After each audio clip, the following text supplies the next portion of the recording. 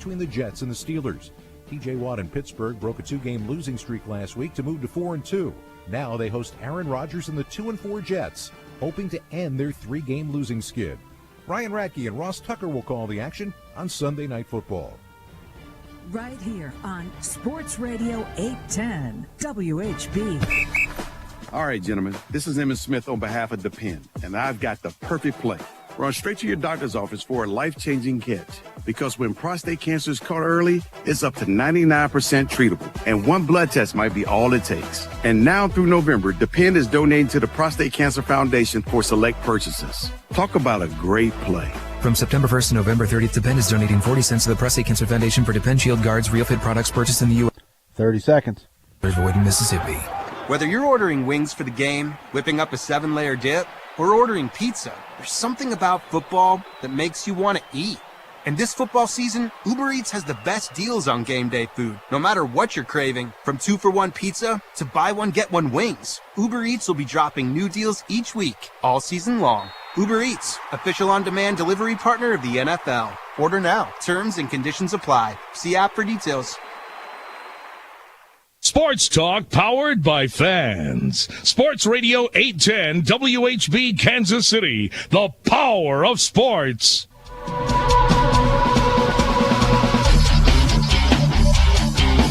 America's largest all-sports radio station presents the #1 motorsports show for over 2 decades, Track Talk, brought to you by Rod End Supply and the Power Ride Midwest Lightning Sprints. Here are the racing boys, Scott Traylor and Kirk Elliott. Good morning, everyone. Welcome to Track Talk here on Sports Radio 810 WHB. It's all brought to you by Rod End Supply, featuring the Power Eye Midwest Lightning Sprints. Man, do we got a good show lined up for you today. We've got Buddy Kofoid, Donnie Schatz, Mike Marlar, and we're going to do, Todd, we're going to do 2 segments of Donnie Schatz, right? Yes, sir. Donnie Schatz had some pretty good information, let's just say that. Some juicy information. Yeah. Right. So we're going to do a 2-parter on that. Part 1, first segment, first hour, and part 2, if you stick around to Track Talk for hour number 2, you'll be able to hear that. Right. So, and then Mike Marlar as well. That's a great interview. And then Kirk round up a guest last night, didn't you, Kirk Elliott? Yeah, we're going to have a live interview later in the show, hour 2. Gunnar Martin, who won a thriller at Valley Speedway last night in the Heartland Modified Tour. He's slated to join us probably a little after 9:30. Exclusively on Racing Boys, our Facebook page, and you can also watch us on our YouTube page. We're going to let him sleep in a little bit. We'll have a live interview a little bit later in the show. But, yeah, it's always great to have Donnie Schatz on after he won last Saturday night at Lincoln Speedway in the World of Outlaws. He brings it. Shall we say Donnie Schatz, he is candid, he's honest, he brings it, and he did when we had him on Monday. It's just good stuff. He said some things against the World of Outlaws. Well, kind of. I mean, he did. It was just like you said. It was against cars. people who he thought might be cheating. Shall we say cheating? Yeah, cheating. But we don't want to give it away. We want you guys to stick around and we'll tune into that. this. It's like you said, and Donnie even tells us at the end of the second interview that let them get on me. I don't want them to get in heat on the Racing Boys. Just bring it to Donnie. He said he could. He said he could take it. So. And it's good to talk to Buddy Kofoid, who's been one of the hottest sprint car drivers. Not so much last night, though, at Route 66 in Chicago, where they couldn't even get his car fired up to run the race. So Buddy didn't have such a good night last night, but he's been running at championship-level form. Did you ever hear why they couldn't get the car started, Kirk? I never did hear.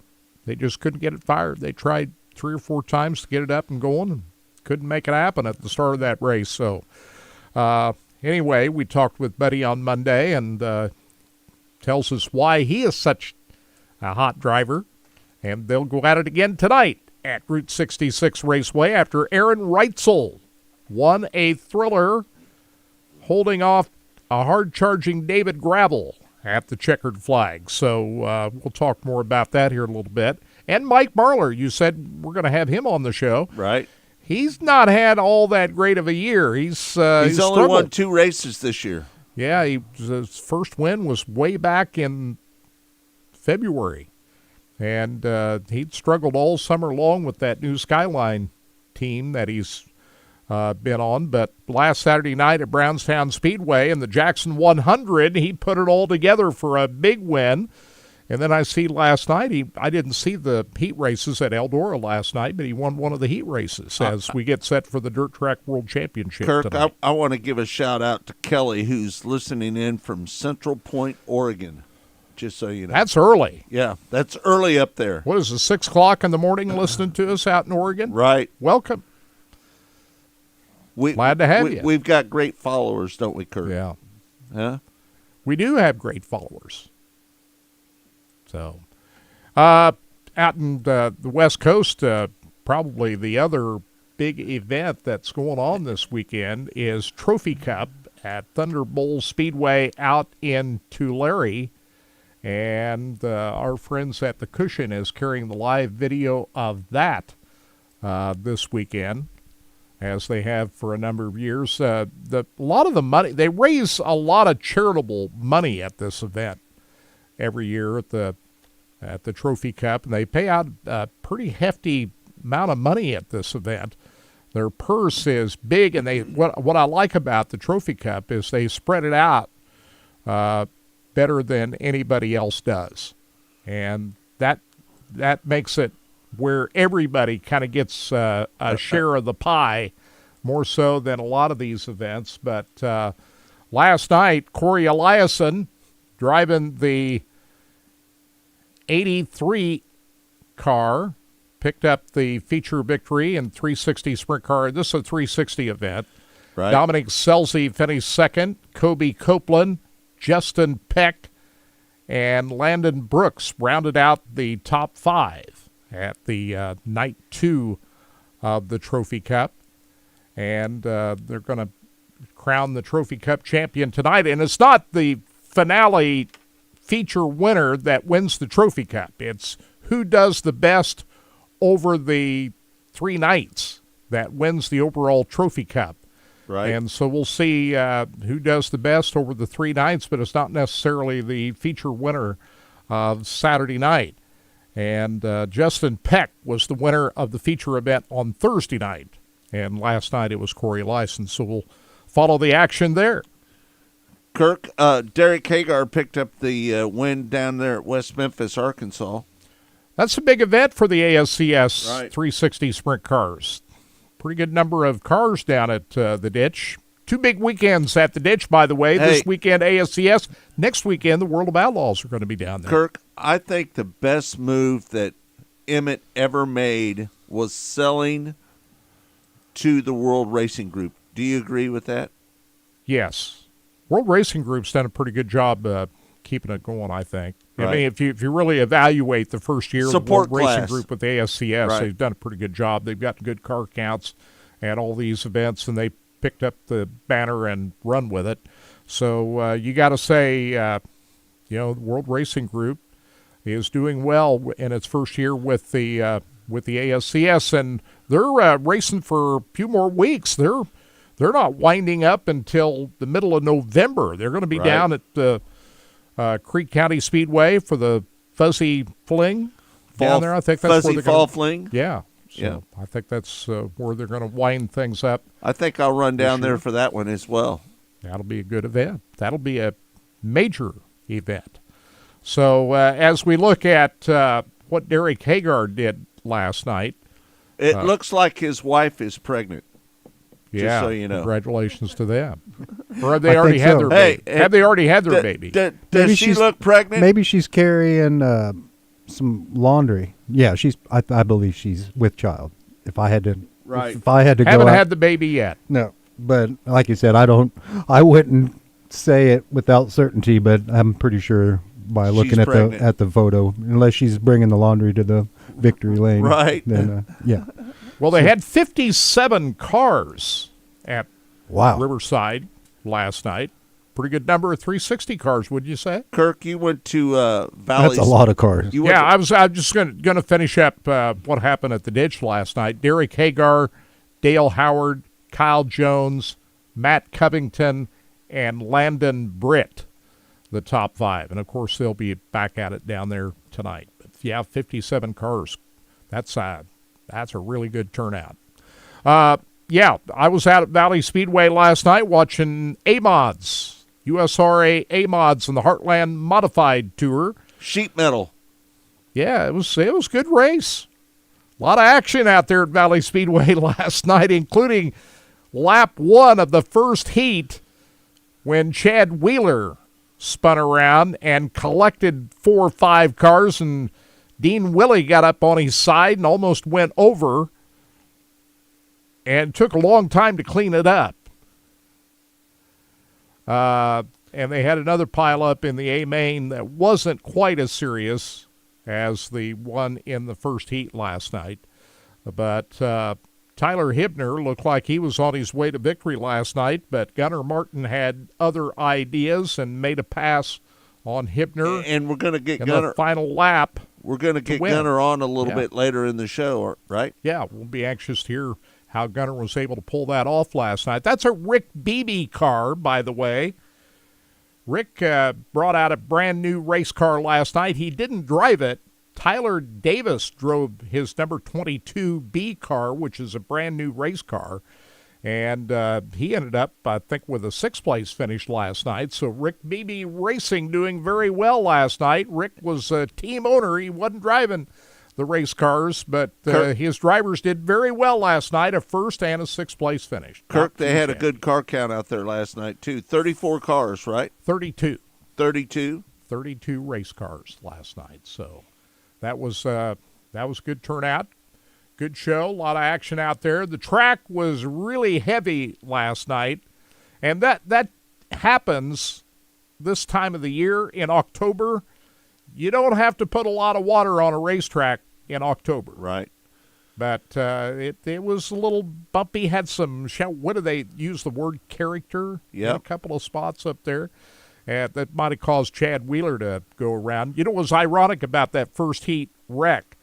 Everybody else crashed out. Chad Wheeler's the one that spun out. He was able to get back in the show. He was the one that was able to restart that race and get back into it. So Tyler Wolf, one of the favorites last night, had a really rough night. He had a tire go down in his heat race, which forced him to the pits. He had to start at the back of the B main, which he was able to come up and get second. He would have had a provisional if he hadn't got a transfer spot. But he was able to get up in second place. But he got a lot of sheet metal ripped off that race car in a crash in the feature event. And he was still able to maneuver his way through all of that to what he would be disappointed in, a 12th place finish. So Tyler Wolf, one of the favorites last night. There was a lot of guys that got a lot of sheet metal tore up, and I would venture to say that anybody who rolled their cars into their trailers last night without any damage are feeling really good, even if they didn't finish all that well last night. But certainly Gunnar Martin and Rick Beebe and that team is the happiest after a very chilly night of racing at Valley Speedway last night. Kirk, we want to give a shout-out to the Valley E-Mod, Brian Meyer.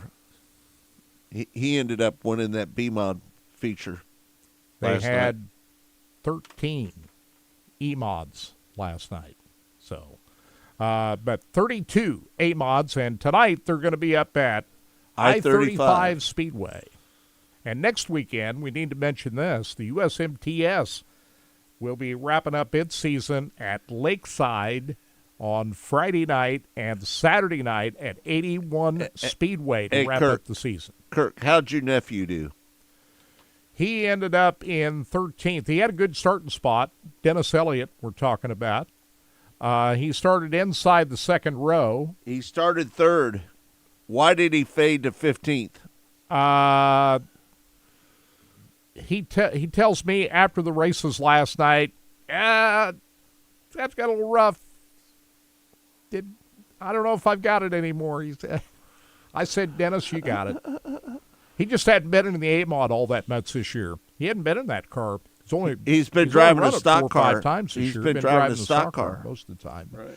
But you know what I told him last night? I said, yes, but you were able to roll your car into the trailer and you don't have any damage to the race car. Not a lot of Right. people can say that. So that's kind of the way I looked at that. But Tyler Hibner finished second behind Gunnar Martin. Keith Foss ends up in third. Ryan Middaugh, Tad Davis, your top five, and then Tyler Davis in the new Rick Beebe car 6. Shadron Turner was there last night. Of course, he's been really dominating in the B-Mod class this year. He was in an old Matt Johnson car last night. Shadron Turner, he started 7th, ends up 7th. Nick Bittinger, who I thought was one of the favorites to win that race, started 8th, ends up 8th. Randall Schiffelbein was 9th. And Peyton Phillips, who led the early part of that race, but he, like Dennis, kind of got up into the rough stuff and faded back to 10th after starting 2nd. So Peyton Phillips probably not very happy where he finished last night. So a lot of these guys that were bouncing around through the rough stuff last night. Tyler happy to Hibner roll was their leading cars the in. race, wasn't he, Kirk? Yeah. And Gunnar Martin got around him. Explain that to me. Gunnar Martin passed him on the white flag lap. We watched the highlights here a little bit ago Right. on RacingDirt.com. Right. So, I mean, Tyler Hibner, almost even when he got past there on the white flag lap, he made another charge at it coming off turn number 4, and I thought maybe Hibner had a shot to regain the lead coming off the 4th turn, but Gunnar Martin was able to hang on for victory.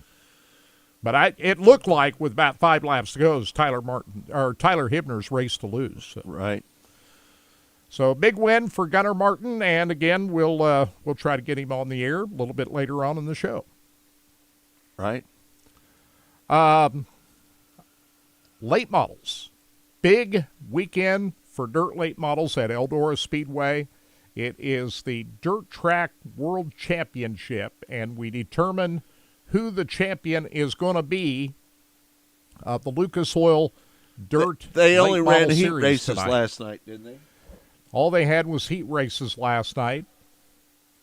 And I'm not sure I like that. I don't care if you have a second night of racing. I'm just one of these guys that want to see some kind of an A main.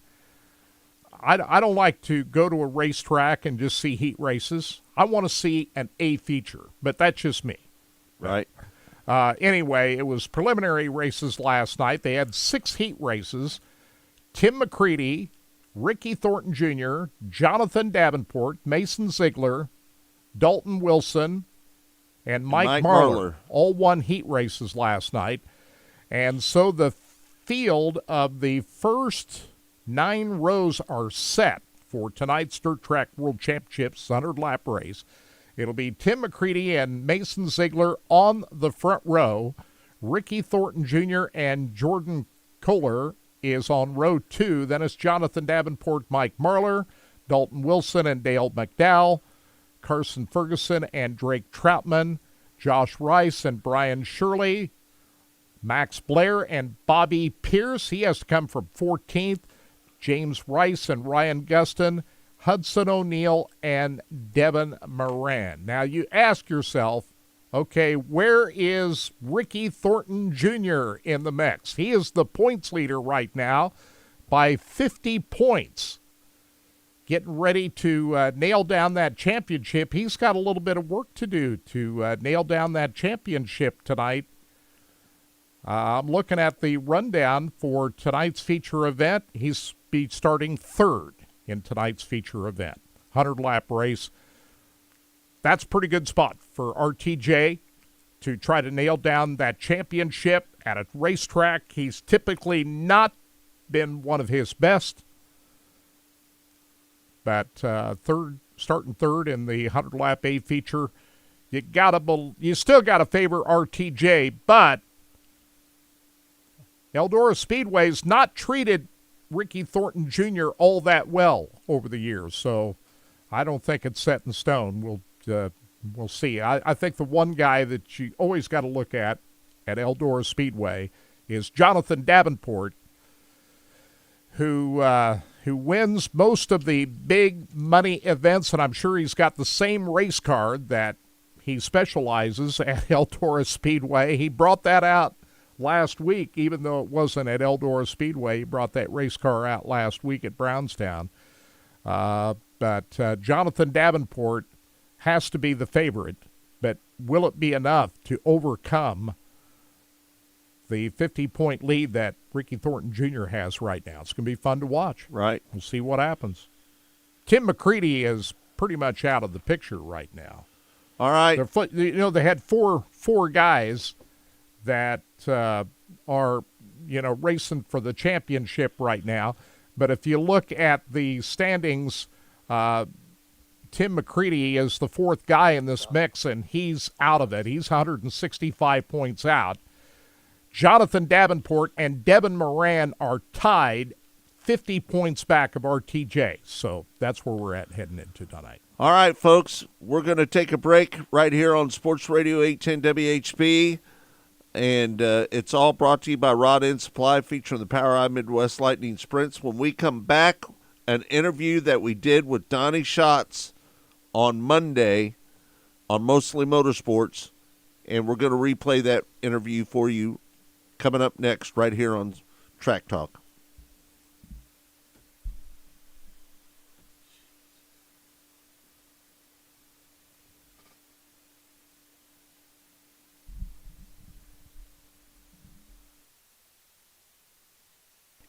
Break.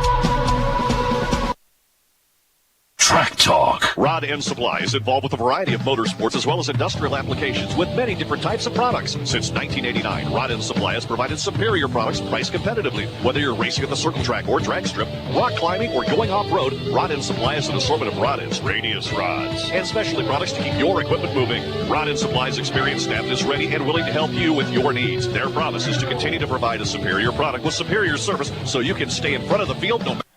Sorry about that, guys. I had to do some stuff on the other station. Got about 4 minutes. All right. Men and women ages 18 to 65 to participate in a clinical research study at our facility in Lenexa, Kansas. Women must be of non-childbearing potential. Volunteers must be available for one stay of 19 nights and one follow-up phone call. Qualified participants may receive compensation up to $10,500 for time and travel. Call ICON today at 913-210-5900. That's 913-210-5900. Hey Kansas City, it's Brian Pringle with Victory Ford at the Legends in KCK. Right now we've got unbeatable deals on the hottest new Fords. Drive off today in a brand new Escape starting at just $25,750. Or how about the new Bronco Sport starting at only $27,212 plus 5.9% financing for 60 months. Need something bigger? We've got up to $10,000 off new Expeditions. Folks, you spoke and we listened. You wanted a reliable all-wheel drive SUV with low payments and easy terms without looking into a long-term commitment? Well, you got it. How about a new Bronco Sport lease special? 10% down, just $299 a month, plus tax, title, and license. See dealer for details. And folks, I get asked all the time, do we buy cars? Absolutely. It's fast, it's easy, and we can often have you in and out in under 15 minutes. So whether you're looking to sell your car or upgrade your ride, come see us at Victory Ford in KCK. Victory Ford, where our first first price is better than their last. It's a great weekend for a cookout, so be sure to visit the Butcher Block at your neighborhood hen house market for great specials like boneless ribeye steaks, talking USDA choice, certified Hereford beef, 12 ounces, just $13 each. 85% lean ground beef, ground fresh several times each day, perfect for burgers, just $4.79 a pound. How about top round roast or London broil? That's just $4.99 a pound. And if you love seafood, they have fresh Atlantic salmon fillets, just $9.99 a pound. It's at Hen House, serving Kansas City families since 1923. Hey, Kansas City, this is Jeff Briggs with Victory Chrysler Dodge Jeep Ram. 2 minutes. Our pledge to drive down vehicle pricing for the city we love. I have some fantastic news to share with you all as we usher in the Ram Power Days for the month of October. The Federal Reserve has finally lowered interest rates. So along with that, Chrysler has just announced a plethora of incentivized rates across our entire product lineup. We are offering rates as low as 0% for 72 months on top of Victory's industry-leading pricing. Check out these offers and more at VictoryMotorsKC.com. That's VictoryMotorsKC.com, where our first price is better than their last. Hi, I'm Dr. Silas Williams, and with my partner, Dr. Travis Brown, we are Miva Medical, Kansas City's leaders in minimally invasive, non-surgical treatments. Are you suffering from chronic knee pain? At Miva Medical, we provide an innovative, minimally invasive approach in targeting the site of knee pain. Recovery time is quick, allowing patients to return to their daily activities with minimal downtime and without the need for major surgery. Call Miva today at 816-648-6482. That's 816-648-6482. Or go to miva-medical.com. That's MIVA-medical.com. Paid for client portrayal and endorsement. The choice of a lawyer is an important decision and should not be based solely upon advertisements. Past results afford no guarantee of future results, and every case is different and must be judged on its own merits. I got hurt in a car wreck. Give me one good reason why I should call DM Law. How about 3 great reasons you should call us? 1, it's easy. You can hire us today on your phone, or we can come to you. 2, it's fast. We can start helping you today. 3, the results. Just listen to this. DM Law got me $331,000. I've got this. 816-888-7500. Mike's got this. Hey folks, it's Justin Reed here. 30 seconds. The Takeaway, supporting Big Brothers Big Sisters. The KC Takeaway features burn-ins, pepper jack cheese, pulled pork, and more pepper jack cheese, thinly sliced ham, and a kick of Louisiana heat. Oh my goodness, it is so good. Score the KC Takeaway at all Hy-Vee Market Grill locations or Zarda Barbecue in Blue Springs and Lenexa. A portion of the proceeds from every sandwich sold will benefit Big Brothers Big Sisters of Kansas City. The KC Takeaway from Zarda Barbecue. Come get some.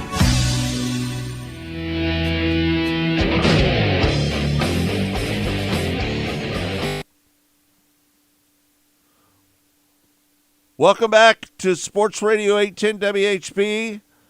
It's Track Talk, and it's all brought to you by Rod End Supply, featuring the POWRi Midwest Lightning Sprints. Kirk, we had a chance to talk to Donnie Schatz. He is the 10-time World of Outlaws champion. He won last Saturday night at Lincoln Speedway. Always great to have Donnie Schatz on the radio.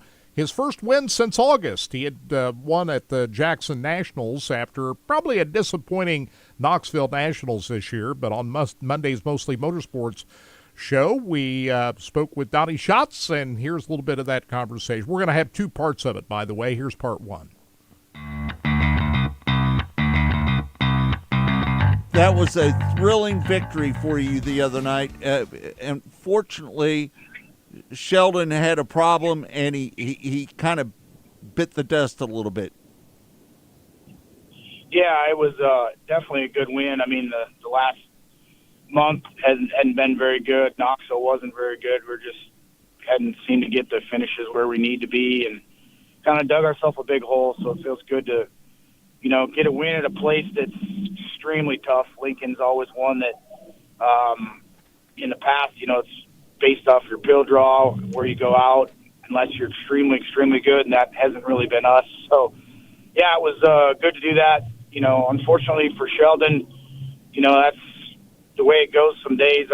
We capitalize it on once, but he's, definitely one of the brightest young talents out there, and he's exciting, and he's even made me a fan. So, obviously, you don't want to win him that way, but that's part of that fine line that you race on all the time. When the cushion's built up the fence, and there was literally 2 grooves, so he chose one and I chose the other, and mine happened to excel that day, but most days it doesn't. We just had Buddy Kofoid on, and we were talking about the way that you run the center of the racetrack. There's nobody better doing it than you are. Well, I don't know if that's the case. Obviously, 28 years into this, you got to figure something out at some point. And, I kind of like it like that when the tracks get slick and you can kind of maintain, some level of speed and grip level. It's, it's something that probably taking a lot of pride in because 15 years ago, that's how you won the big races and how we were winning championships. And probably a little bit fewer and further between nowadays than what it was. But, that's a pretty good compliment from a young man like Buddy who's got a pretty bright future and, one that's paying attention, obviously. And so it's a lot of fun to be able to do that when things are right. And there's days when you're running 8th or 10th trying to do them same things and you just can't do it. So just part of the game, but it worked for us Saturday. Hey, are you a little disappointed in the season this year? You've only got 5 wins. Is that a little frustrating for you this year? The last several years have been frustrating. I don't think you got to go back to pre-2020, 2019 for us to have more wins than that. Experimental engine program days and, things were just a lot different then. So, it's just reality. You can't sit here and cry over spilt milk. We just have not produced the wins and the results that we want or we need or we're expected of. And, realistically this year has been a little bit better than last. We've been more consistent. We find ourselves in a better spot in the championship chase. Right. So obviously, all those things come into factor, but yeah, we want to get back to winning those races. But obviously the level of competition is incredible anymore. And you can take even a young guy like Buddy and Gio and put those two guys in the mix out here along with Carson and Sheldon and, myself and David that are really considered veterans in today's environment. And it makes for some of the greatest racing that I've been a part of. So yeah, it's a bit frustrating, but that's competition. I don't know that there's any one person that's ever going to have a competitive job like this and say that they're on the good side of it. Because if they do, I think they're just good at being full of BS. Right. Hey, Donnie, I remember talking to you after. I don't remember you ever winning a preliminary night at Knoxville, but you did this year. And after the race, that preliminary night, you said, we're just not rolling as well. What was the biggest challenge at Knoxville this year? Well, clearly on our qualifying night, we were I'm not so sure we just didn't unload on the wrong day. I'm not real sure we came there with a new car, which is something we had done a lot in the past. But obviously a lot of things that were different about that particular car that we could not get our race car to go around the corner the way it had. So, maybe some things got overlooked. Maybe, it doesn't do any good to sit and point fingers now, but, we took that car apart and brought something different Friday and tried to dig out of the hole, and we somewhat did. We got ourselves locked in the show. First time we've had to run Friday that I can ever remember, and obviously Saturday starting deep in the field, trying to get forward. We got a little ways, but not where we would have liked to have been to be in contention to win the race. But, that's just the way it goes. It doesn't, when you come to the biggest race of the year and you're not on point to start, trying to dig out of the hole makes it that much worse. And I think there's so many more competitive cars, that start out that it's, you're not just going to come driving through the field there like we managed to do one time. So, right. It's just the nature of the beast. And, if you think you're off a 10th here or there, it's 20 spots. So right. That's just the name of the game. It's like I said, it's super competitive, and some days it gets the best of you, but for some reason it got the best of us pretty much all week. You said something after the race that it's just as hard to run 14th as it is to win a race. Talk about that a little bit. Well, I'm talking from the aspect of the race team. Every race team, these guys that work on these cars put in a lot of time and a lot of hours and a lot of blood and sweat and a lot of aggravation. My guys have trucked home 18, 20 hours from all over the country running 10th, 12th, 14th, and Saturday night they got to do that drive winning the race. And that's what you ultimately want them to have is, those long drives back to the shop, having a little success and enjoying, the outcome. But you know, it's you put in the same amount of effort whether you win or you run 12th or 14th at this level, and you know, so it's you want those guys to be rewarded.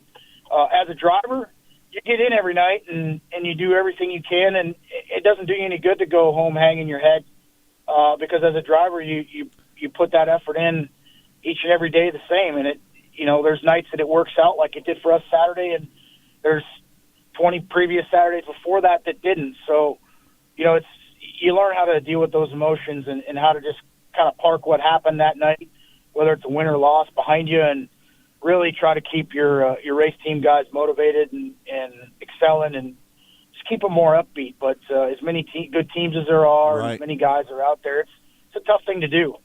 Yeah, no doubt.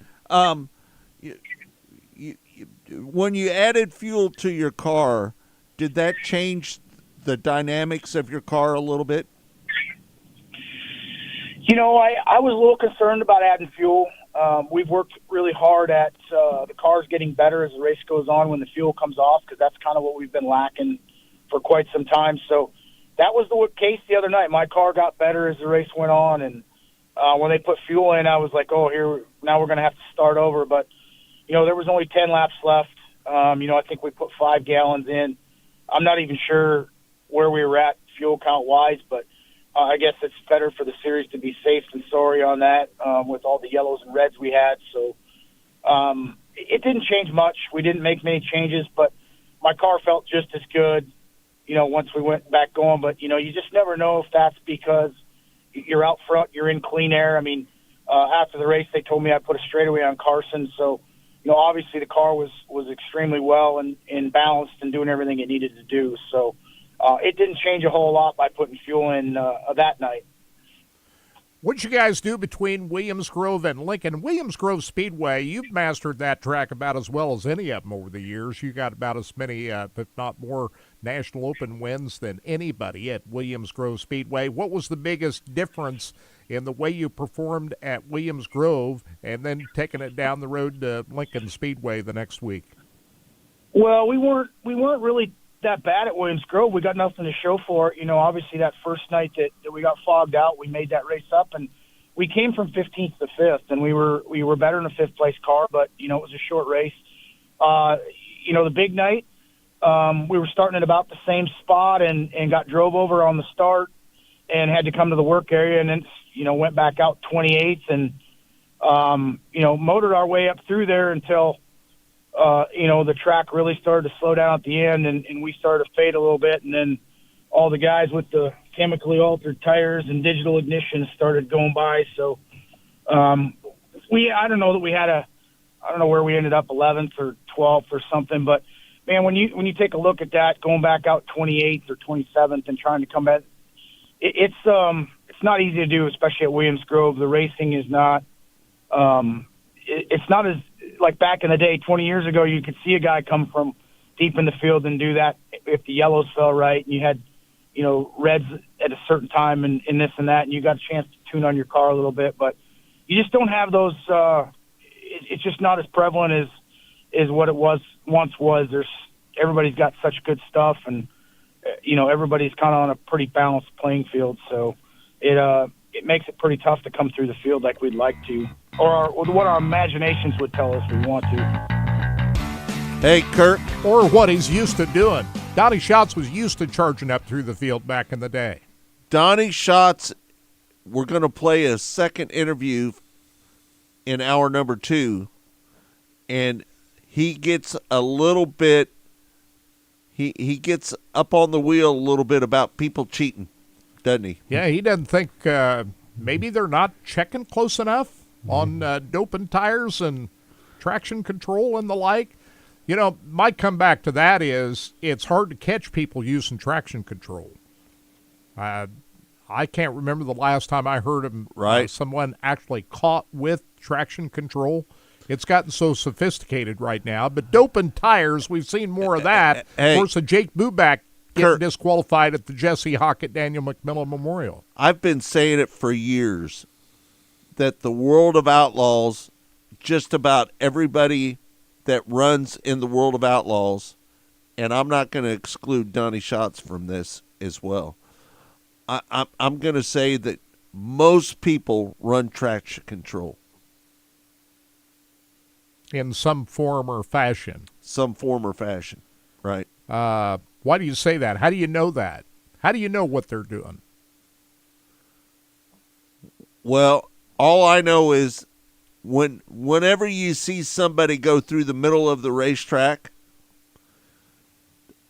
that gives me the idea that they've got traction control, just so you know. Why explain further. What do you see when they go through the middle of the corner, the indications that you hear or see that make you believe that? Because when people go through the middle of the racetrack, they want a top and a bottom. They want that to work. When they go through the middle of the racetrack, I see a lot of traction control, just so you know. And you even say, even though Donnie Schatz is saying, hey, we're all legal here, you're even pointing fingers at him? No, I'm not pointing fingers at him, but he is the king of running through the center of the racetrack. But that doesn't mean he's using traction control. Right. He probably is using his hands and feet to make that work. Yeah, I would say that's probably right. Right.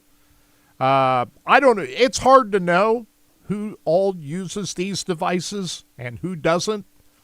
I know this. It's hard to catch people using them. We know that. I would say that, Kirk, that probably out of the 32 cars that were out there last night, there was a couple of them running traction control out at Valley Speedway last night. And I'm not sure that would help you much on that kind of a racetrack. I think traction control only helps if it's hard and slick and smooth. That's where traction control. I'm not sure it really helps you much on a bumpy, cowboy up racetrack. I don't know.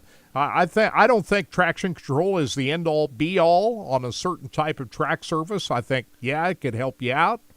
But to rely on that, I don't believe the top runners in the sport rely on these kinds of devices to win. I think anybody who wins championships and wins a lot of races, I think they're doing it the hard way. Hey, Kirk, Marie says from Pennsylvania, she says that they want the car to be able to put on the track everywhere on the track. And she said also put the car anywhere on the track as well. Now, what she mean by that? I'm not sure what Marie means by that. That means that they're running traction control. Oh. Well, I mean, we can all guess at it. I don't know. I have to be honest and say I don't know. I don't have any proof of who's running these devices and who's not. I know this last night. Last night at Lakeside Speedway, they took tires off some of the top finishers. They're checking the tires on the modifieds last night at Lakeside. Yeah, they took tire samples last night at Lakeside. All right. No, at Valley Speedway. Valley. They did. Yeah. All right. We're going to take a break. When we come back, more of Track Talk here on Sports Radio 810 WHB. It's all brought to you by Rod End Supply, featuring the POWRi Midwest Lightning Sprints.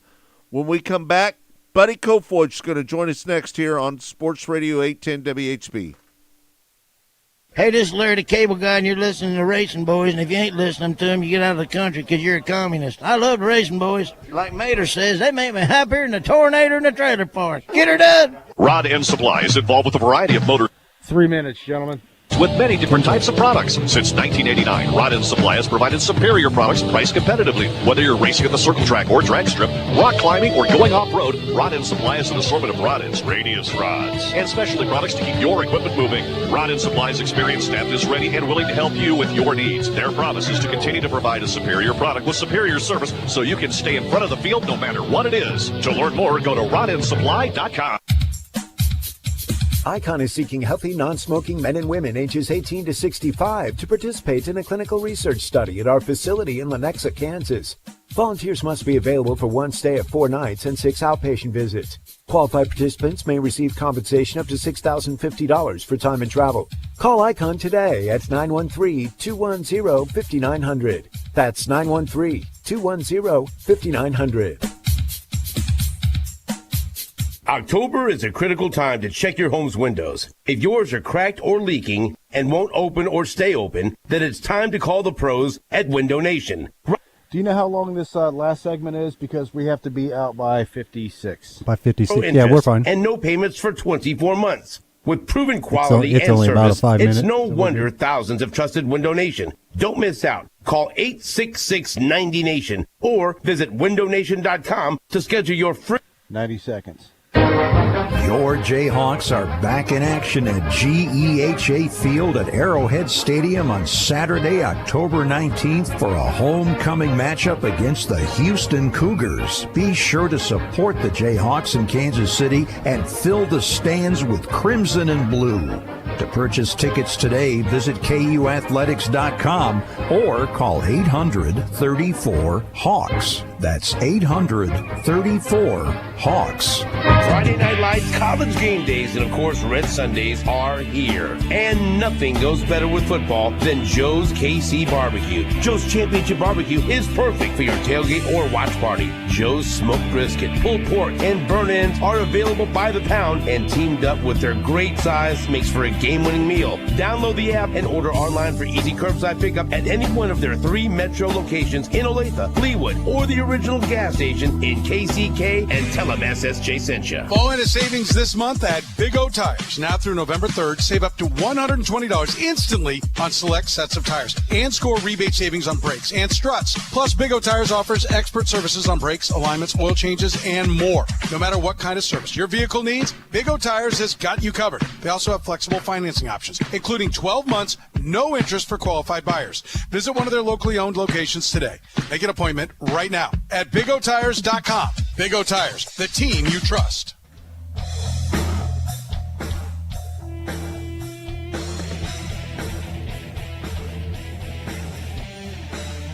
Welcome back.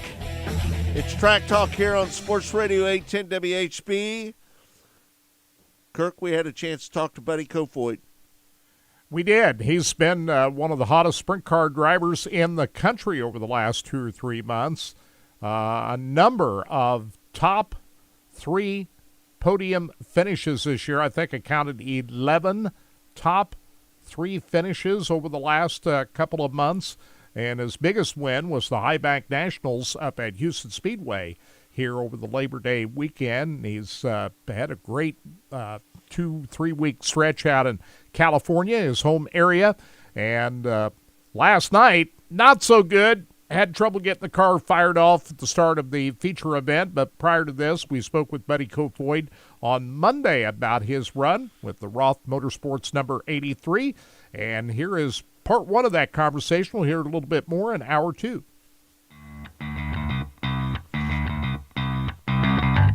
You had a pretty good race with Carson Macedo.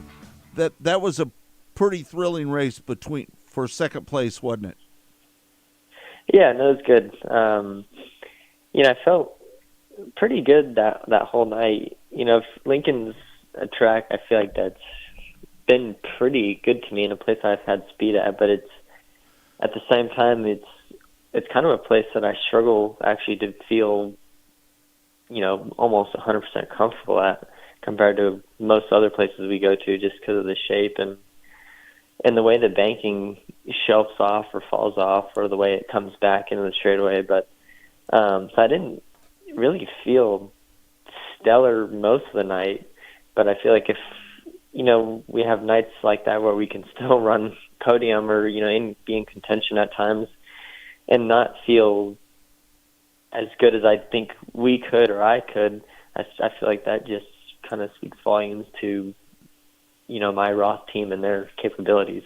Right. Your car was pretty strong early in that race, wasn't it?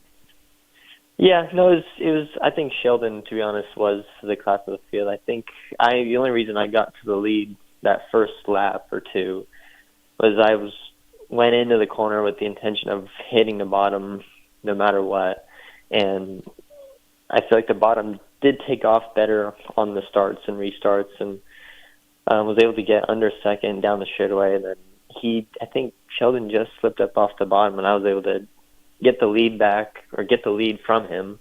Then the yellow came out, and I think led another lap, and that was about it. But yeah, good early, and then I feel like I kind of struggled, in the middle of the race as far as where I thought I needed to be. I was trying to make the bottom work, and the top was better, and then eventually the bottom did come in. So, just kind of trying to predict what would happen, but needed to be on the top early to middle of the race, and then eventually the bottom did finally come in, and I felt really good down there. Just, then everyone started to move down there, so we were about kind of even pace, but it was a good night for us and good points night, and anytime you can be on the front stretch with the PA posse is big. Right. Donnie Schatz could be the best at running the center of the racetrack than anybody. Would you agree with that? Oh, absolutely. They don't call it the Don line for nothing. But right. No. In all seriousness, Donnie's been doing it for a long time, and I look up to Donnie, and to race with him is special. And I've been thinking about it the last couple of days. I thought about it all year, but it really kind of set in this last week.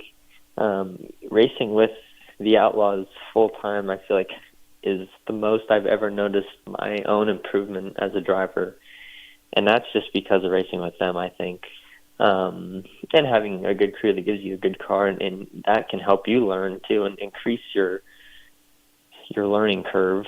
But racing with them has definitely made me better, and Donnie is a testament to that. He's been doing it for a long time, and I think they've been getting their engine program. From what it looks like, it's been improving quite a bit, and we're kind of in the same boat, trying to develop a motor and improve it. And the package we had probably didn't quite suit running through the middle, with it being that slick and that, critical on the throttle. But, that's part of us trying to learn and develop our own system with the Toyota. Is that because you have too much power? It's so I'll put it this way. So there's two motor builders that build the Toyotas, and one of them has a lot different feel than the other. So there's a motor that we like to run on the big tracks, and that has more mile an hour, and then there's another motor that we like to run on the medium to shorter tracks, or places that usually will get slick, where you can use it has a lot nicer throttle control, and it just throttles a little bit smoother. And but we were just trying the big engine package, and it's worked there before, but we also just didn't expect it to be that slick, which I've never seen it that slick before. But right, something that we'll keep in the back of our heads for next time. And like I said, you still got to take a gamble, because we're trying to learn and to develop this motor. So you don't learn anything if you don't try something different than what you normally do. When you added fuel to the car, did that change the car a little bit? To be honest, I didn't think so. I had on that fuel stop, I had my wing all the way back. So I bumped it forward maybe a couple inches, to be honest, for the restart. But I asked Dylan if he could just get me more stuck on the right rear, just on entry, and then just help me get off on exit a little bit more, just because, we're starting to venture off the top, or almost, it was coming to that time where we were going to have to not be pounding the fence anymore, where we're going to have to solely rely on the car and also throttle control, and just through the middle, which has zero grip. So I just needed a little bit of help there, and I think fuel obviously will definitely help with the weight, but I didn't really feel that more. And usually, you kind of want to get your wing forward if you add weight to the rear of the car, but I kept it back, and it felt good for me. And if anything, I think towards the end I consistently got better, and that's where I noticed the most improvement was, towards the last probably 5-8 laps. All right, I want to give a shout out to Scott that's listening in from Florida as well. Hey, I was looking at Buddy Kofoid. There was a thought maybe he might be able to overhaul Donnie Schatz for third in the final point standings. That's not going to happen now after Buddy's problems, some kind of ignition problem, something they couldn't get the car pushed off last night for the A-Main. So he's going to finish fourth behind Donnie Schatz. David Gravel, of course, tonight's final point night before the World Finals coming up. Gravel extended his point lead by 2 points last night. Right. Carson Macedo's doing all he can, but Gravel finished one spot ahead of him last night and is 74 points in the lead. David Gravel is going to be the World of Outlaws champion. I wouldn't say that too quick, Kirk, because Carson Macedo is only 74 points behind. But yeah, all you got after tonight is the World Finals, and David Gravel would have to have more than one catastrophic night. And we saw what happened last week when he got caught up in that wreck at Lincoln Speedway. He was still able to come back and get a ninth-place finish out of that. So, and Sheldon Haudenschild would have won that race had he not got up into the wall last week. That opened up the door for Donnie Schatz. Kirk, we're going to play the second half of that Donnie Schatz interview and the Buddy Kofoid interview as well. And Mike Marlar. And Mike Marlar is going to be on as well. Our live guests have Gunner as well. Yes, sir. We'll talk. All right. Let me tell you something about Donnie Schatz. He is going to throw some people under the bus in his second interview. He's a 10-time champion. He doesn't really care what people think. That's what we love about Donnie Schatz. Right. All right, thanks everybody for tuning in to Track Talk here on Sports Radio 810 WHB. It's all brought to you by Rod End Supply, featuring the POWRi Midwest Lightning Sprints.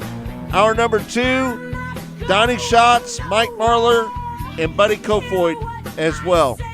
So, College Game Day coming up next. College Game Day is coming up next here on Sports Radio 810 WHB. Stan and Danny Clinkscale. Yes, sir. All right, thanks everybody for tuning in.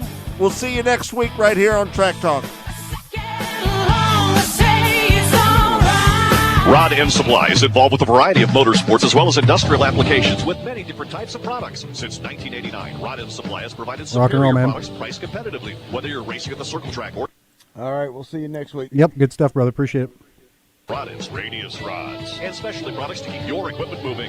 Rod End Supply's experienced staff is ready and willing to help you with your needs. Their promise is to continue to provide a superior product with superior service so you can stay in front of the field no matter what it is. To learn more, go to rodendsupply.com.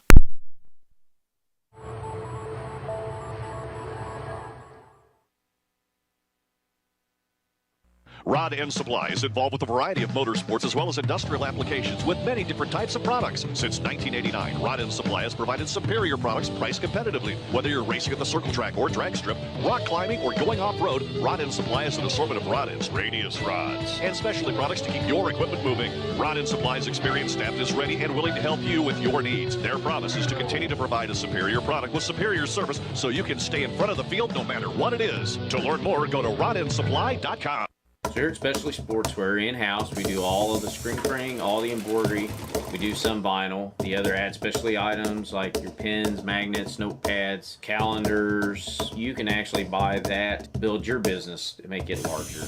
We have the largest screen printing process and the largest embroidery anywhere around in the area. We can do stuff all the way from your school clubs to sports teams, a professional look in the office. If you can imagine it, we can do it for you.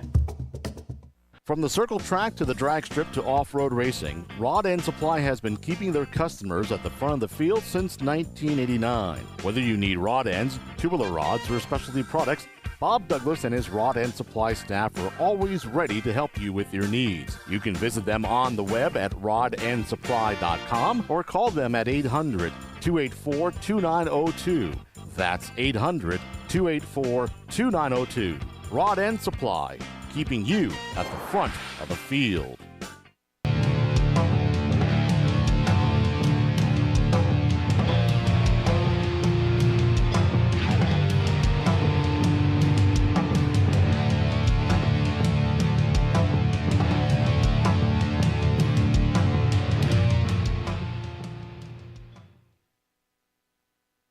Steve died, the outpouring of love was amazing. These dollars had come together to support us, and we realized, no, we didn't want to use them for us. We wanted to use them to help others. The foundation has done so much for so many people. It helps any family that has somebody, whether it be a crew member or one of the drivers, that get hurt. We can help them to get through the situation. I was injured in a non-wing sprint car accident that broke my neck and left me with a spinal cord injury. I was in the hospital 8 months, and that got really, really expensive. So having that extra help to help push me and my family forward was a big deal.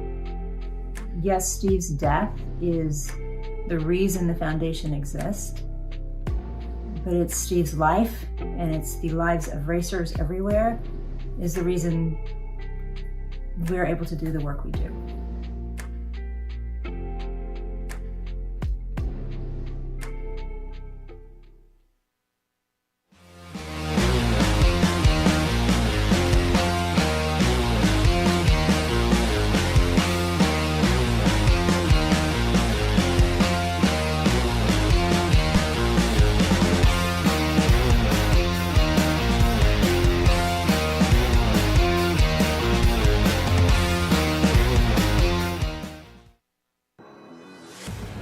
Lakeside Speedway with weekly racing every Friday night, plus great special events throughout 2024, including USMTS, MLRA, Malvern Bank Super Late Models, High Limit, Power I, ASCS, and much more.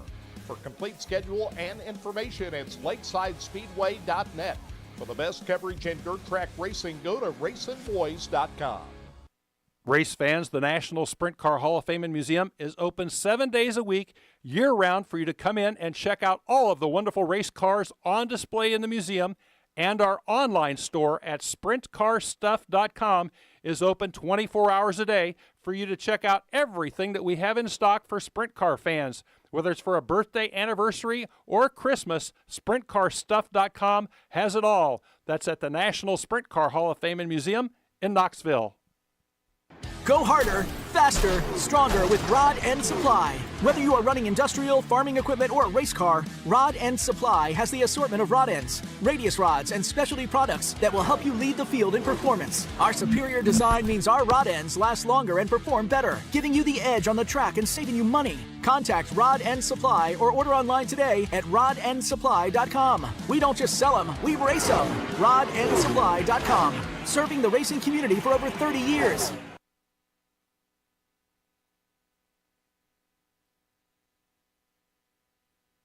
Field in performance. Our superior design means our rod ends last longer and perform better, giving you the edge on the track and saving you money. Contact Rod End Supply or order online today at rodendsupply.com. We don't just sell them, we race them. rodendsupply.com. Serving the racing community for over 30 years. Hey, this is Larry the Cable Guy, and you're listening to Racing Boys, and if you ain't listening to them, you get out of the country because you're a communist. I love the Racing Boys. Like Mater says, they make me happier than a tornado in a trailer park. You know, the funny thing about that is the Larry voice and the Mater voice are exactly the same. Get her done!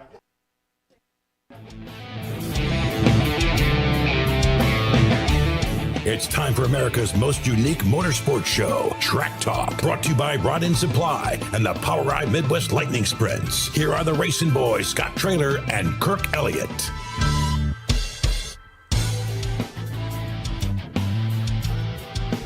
Welcome back. Hour number 2 of Track Talk here on RBN, the Racing Boys Broadcasting Network. We haven't really talked a lot about Aaron Reutzel's win last night. What do you think about that's a big win for Reutzel last night, don't you think?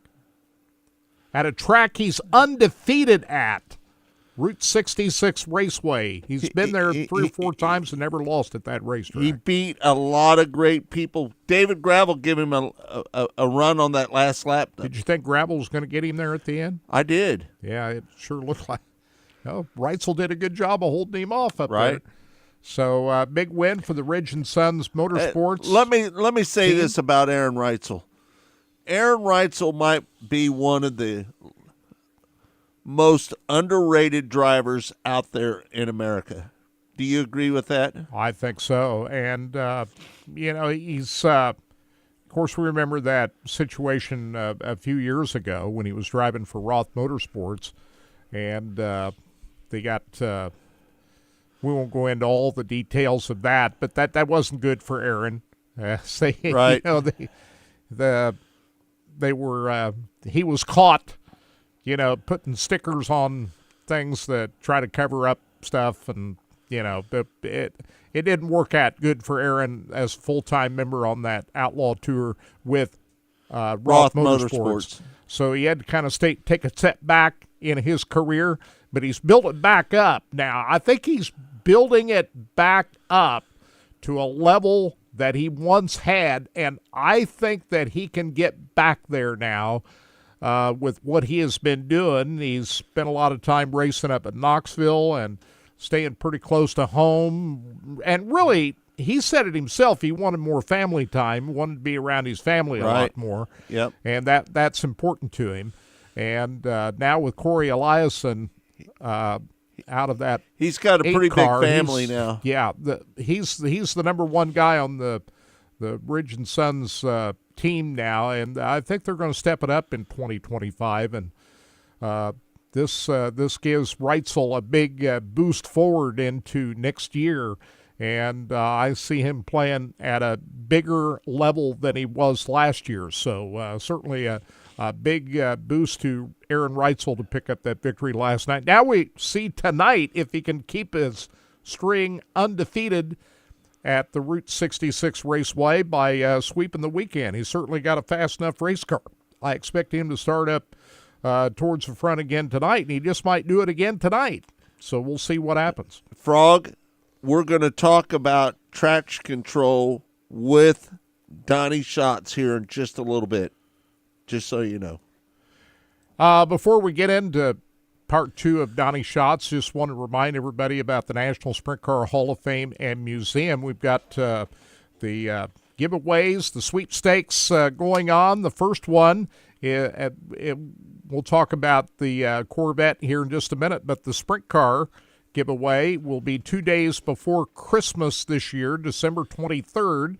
It's a XXX chassis with an Al Parker 410 race-ready engine. This is a race-ready sprint car. You can sign up for it today. Go to winasprintcar.com to get registered. And December 23rd is the drawing date. And we're all really excited. Have we bought any tickets for that yet, Kirk? We did. We need to buy more, though. I think we did back around Nationals time, but we'll purchase some more tickets for the sprint car. But we're really excited about the new 2025 Corvette that will be given away next August. This beauty, this car, you know, last year was a torch red Corvette. Right. This is, what do they call it, canary yellow? I'd say canary yellow, and this car has 1,000 horsepower, doesn't it? Wow. I don't know if you saw they just tested this car. It broke all of General Motors' speed records this week. 233 miles an hour. This car. 233 miles an hour? It did 3 tests, and all of them reached 233+ miles an hour on all 3 speed tests. Now, if you're going 233 miles an hour between Kansas City and St. Louis on I-70, you'll be there. How long would it take you to get there? Not very long. An hour and a half. You'll get a ticket before you get there. I just know. If they can catch you, they won't be able to catch you. I literally watched the speed runs. They tested this car over in Germany, and they put it on the big track out there, and the thing, it didn't. And the driver said he couldn't even tell that he was doing 233 miles an hour. He said it felt like they were driving down the highway. Now, how could that be? Because this ride of this car is so amazing. Were they racing on the Autobahn? Yeah, on the big. There's no speed limits on the Autobahn in Germany, right? So they took it out there. They tested. Well, he was actually. I think they were on a closed circuit track on this one, but 233.4, 233.8, and 233.1. All of them registered over 233 miles an hour, making it the fastest General Motors production car ever produced. So be careful if you get it. you might need more than $30,000 to pay the fines. Pay the fines and taxes. ZR1 with the what is that? The 7TX package. Yep. ZTX package. ZTK package. Hey, sorry about that. It's a ZR1 with a ZTK performance package. It's an amazing car, guys. Hey, I want to give a shout out to everybody that wished Deidre and I a happy 8th anniversary. Well, happy anniversary to you. Right? Yes, 8 sir. years. What day was that? The 16th. Happy anniversary to you. Do you mean that genuinely? Yes, Kirk? sir. I mean it. Right? We love Deidre. She's got a lot to handle with you. She's got her hands full. She's got her hands full with you. Right. So it's all good. Congratulations to you. Can you believe it's been 8 years? Yeah, I can. You've been around the whole time. I've been around the whole time. No, it's all good, man. Oh, by the way, the National Sprint Car Hall of Fame and Museum is open year-round. Even though the racing season is over, you can still visit the Hall of Fame. They've got the Eldora Speedway Salute display ended on October the 1st, but they keep swapping out displays in the Hall of Fame all the time. And, of course, the Dennis Hallbaugh Suite Tower is under construction as we speak, and that's going to be done soon. They've really come a long way with the Dennis Hallbaugh Suite Tower, and they'll have that done probably, I think it's planning on to be done before the beginning of the season next year. So check it out. All great things in the gift shop.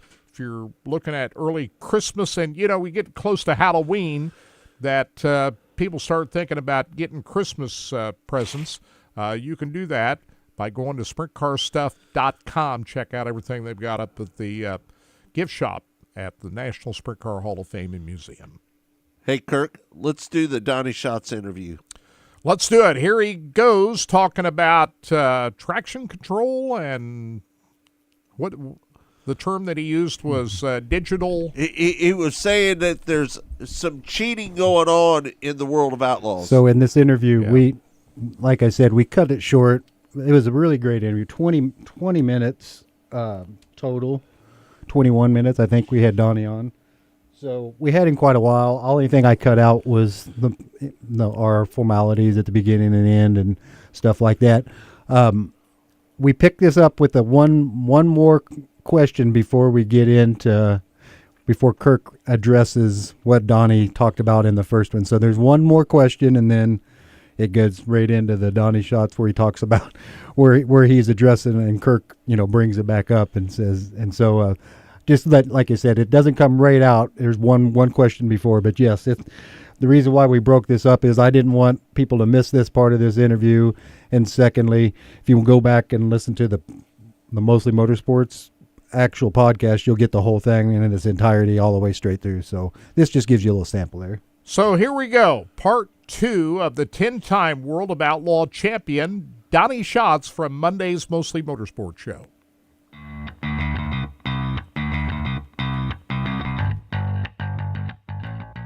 You're 158 points behind right now, David Gravel. I don't know if you know this, but the Racing Boys have been pulling for you to win that championship this year. Just so you know, I appreciate that. Hard to do at this point, though. The races are becoming fewer as we get down to the end of the season, aren't they? We don't have a lot of races left. No, there comes a time when you're ready for the season to be done. When it starts to get super cold and you got to start wearing snowmobile suits for the races. Yeah, maybe it's time to be done, but we still got some good weekends left. We got a great weekend in Chicago coming up at Route 66. We haven't been to in years, and we're going back to West Memphis for 2 nights, and then we got a weekend off before Charlotte. Still plenty of racing left. All we can do is go at it and attack it the way we have been, try to keep ourselves consistent and balanced. And if something bad happens, David had a bad night the other night and still salvaged a decent finish, but, Carson's within striking distance, and he's putting the pressure on, but it's really a long shot for us. But, look, to say we're even in the battle is something we haven't been able to say for several years. So that's a positive, and all you can do is build on things that, haven't been the greatest, and my guys have done a great job of that. So we'll just keep on that path and keep trying to keep a positive mindset, keep going the right direction. You said chemically altered tires and ignitions. I have to ask this question. You care to say who were doing that out there? I knew we were going there. Look, we all know it's out there. I think it's funny how no one ever wants to bring these things to light. You see it happening every day. No one's ever got busted for these traction devices. No series has busted anybody. We're hearing rumors that series have found them, done nothing about it, looked the other way. And it's not just one series, it's multiple. So it's kind of like, at what point do I'm 47 years old, and I'm sitting here going, you know what, this is what I've loved to do. But then when you hear some of these things that are going on and the lengths that people go to, like, it kind of makes you lose your love for it. Like, really, is that what we've turned into, is just looking the other way? And what happened to integrity and, the things that used to be a part of it? So, the series that are out there that are checking for these things and doing something about it. But you have to look at sprint car racing as a whole right now. It's super competitive. You got two national touring series, and I think they're both standing on their toes, afraid to do anything about anything because they're feel like it's detrimental to both of their survivals to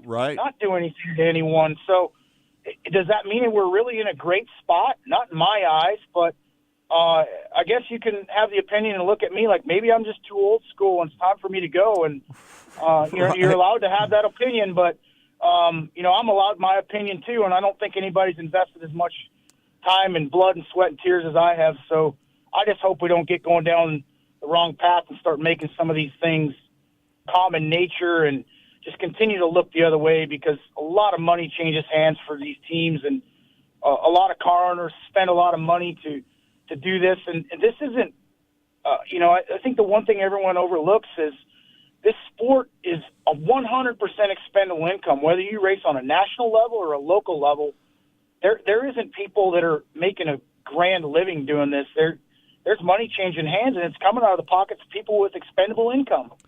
So if there's no expendable income, then there's really, it puts racing in a jeopardizing spot, especially at this level. And maybe I look at things too much from the business side of it, but it's just part of the game. And some days I think everybody has lost a little bit of their integrity in some of this, but just an opinion, and it's just something that I think about quite frequently. So, is that a little discouraging to you, a little bit? Absolutely. That when you sit and look at some of these races, I feel like I've been one that, and believe me, I've raised a lot of hell with the World of Outlaws in the last couple of weeks about some of these things, and I think that it goes in one ear and it goes out the other. But they're really the only ones I've had any opinion to, and I just kind of find it funny that all of a sudden I'm raising hell about it, and look at my performance goes up. I'm like, well, what does that have to do with it? Are people scared to do things? But look, we all know it happens. We might not know everybody that's doing it or to what extent, but we all know these things are going on, and what do you do about it? I'm not the police, but I'd commend someone that goes in and keeps everybody honest, because that's really, to me, what takes the wind out of, what takes the fun out of it for me is being able to think those things that aren't legit. It's their job to enforce and police and check, and they should be doing that. Everybody should. So if it's not happening, then shame on any of them. Donnie, let me ask you a personal question. How much longer are you going to be driving these sprint cars, just so you know? Well, I wish I knew the answer to that. This is my 28th season, and I guess I got my heart set on being able to race 30 years, so I can say I raced with the World of Outlaws 30 years. Will I make it that far? I hope so. Maybe I won't. obviously that gives me another 2 years, but I don't even know then that that's when I want to be done. But right now, I think my short-term goal is to be able to make it 30 years. But, hey, who knows? I might, things might change at Tony Stewart Racing, and they want to, Tony might not want to be a car owner anymore, and I don't want to start over, or you just never know. Hopefully your health stays that way. I've been very, very blessed that way. So I don't know that I can put an honest answer on that. I think, like I said, short term of it, to go another couple seasons to get my 30 years in, that would probably be the shortest goal. But ultimately, if I feel good when I get to that point, then who knows? Maybe there's another couple in me. But right. But then again, there comes days when you leave the racetrack and you might have a good long look in the rearview mirror of your rental car when you're rolling out of the racetrack and look at yourself and say, okay, maybe it's time. I don't know. I guess those unanswered questions are, I'll know when the time's right. Donnie, we always thank you for sharing your time with us here with Racing Boys. We appreciate you doing it. And we always thank you for taking the time to join us here on Racing Boys as well. Hey, I just got one more question. How often do you talk to Tony? Yeah. I mean, where's his head at with all? I know he's well into drag racing, and he's divested himself of some entities. Still got Eldora Speedway.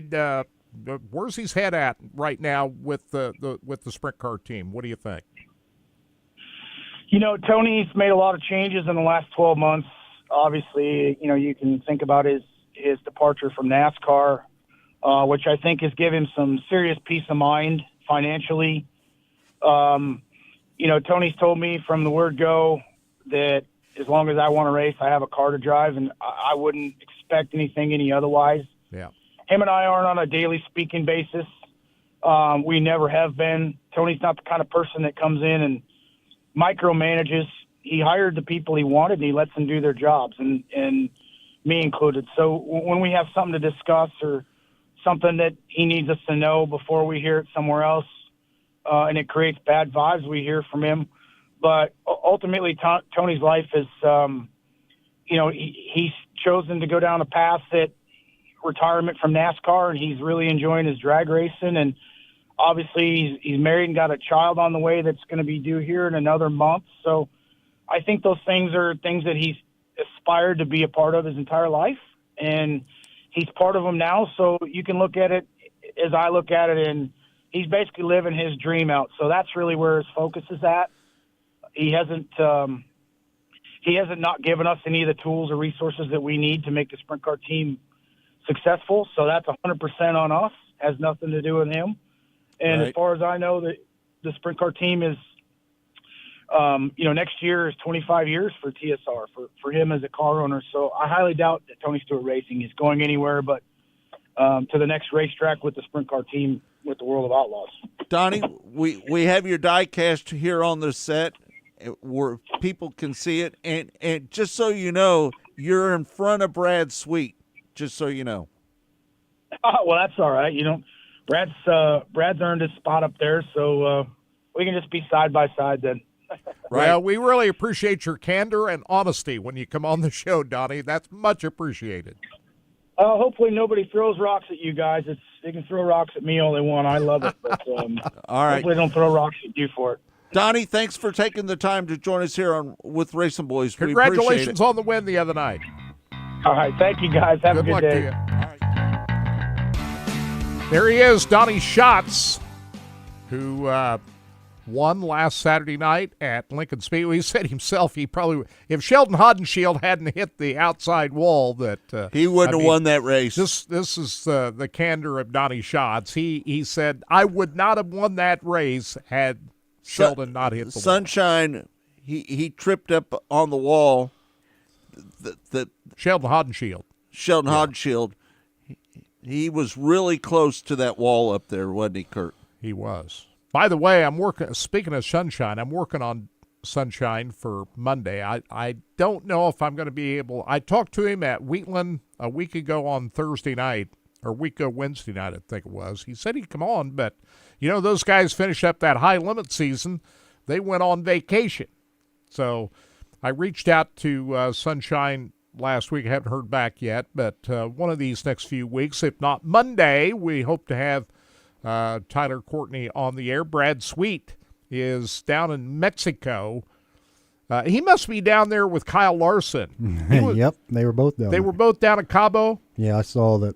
Anyway, I spoke with Brad Sweet after the races at Wheatland and asked him to come on this past Monday. He said, I can't do it. I'm in Mexico. But I'd come on the next week. So, anyway, it was interesting, Todd. Yeah. Kyle Larson winning the race at Charlotte last week on the Roval he was asked in his post-race press conference. He said, you've got a lot of criticism. You taking vacations all the time.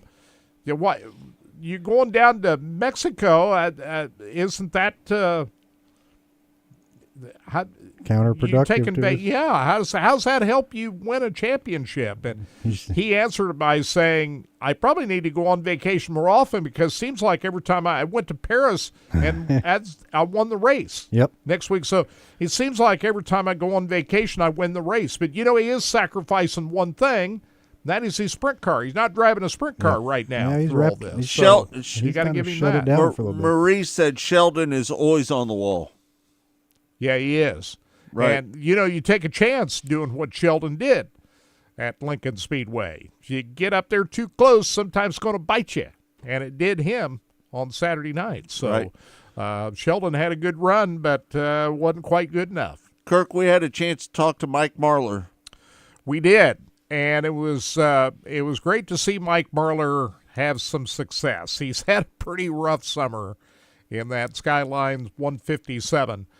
Won a race back in the wintertime, and he didn't win until last Saturday night at the Jackson 100 at Brownstown Speedway. A big win for Mike Marlar at a track that he's raced at a lot over the years. We spoke with Mike on Monday's Mostly Motorsports show, and here is that conversation. It's kind of home territory, Brownstown Speedway. You've raced a lot there over the years. How big was that winning at Brownstown?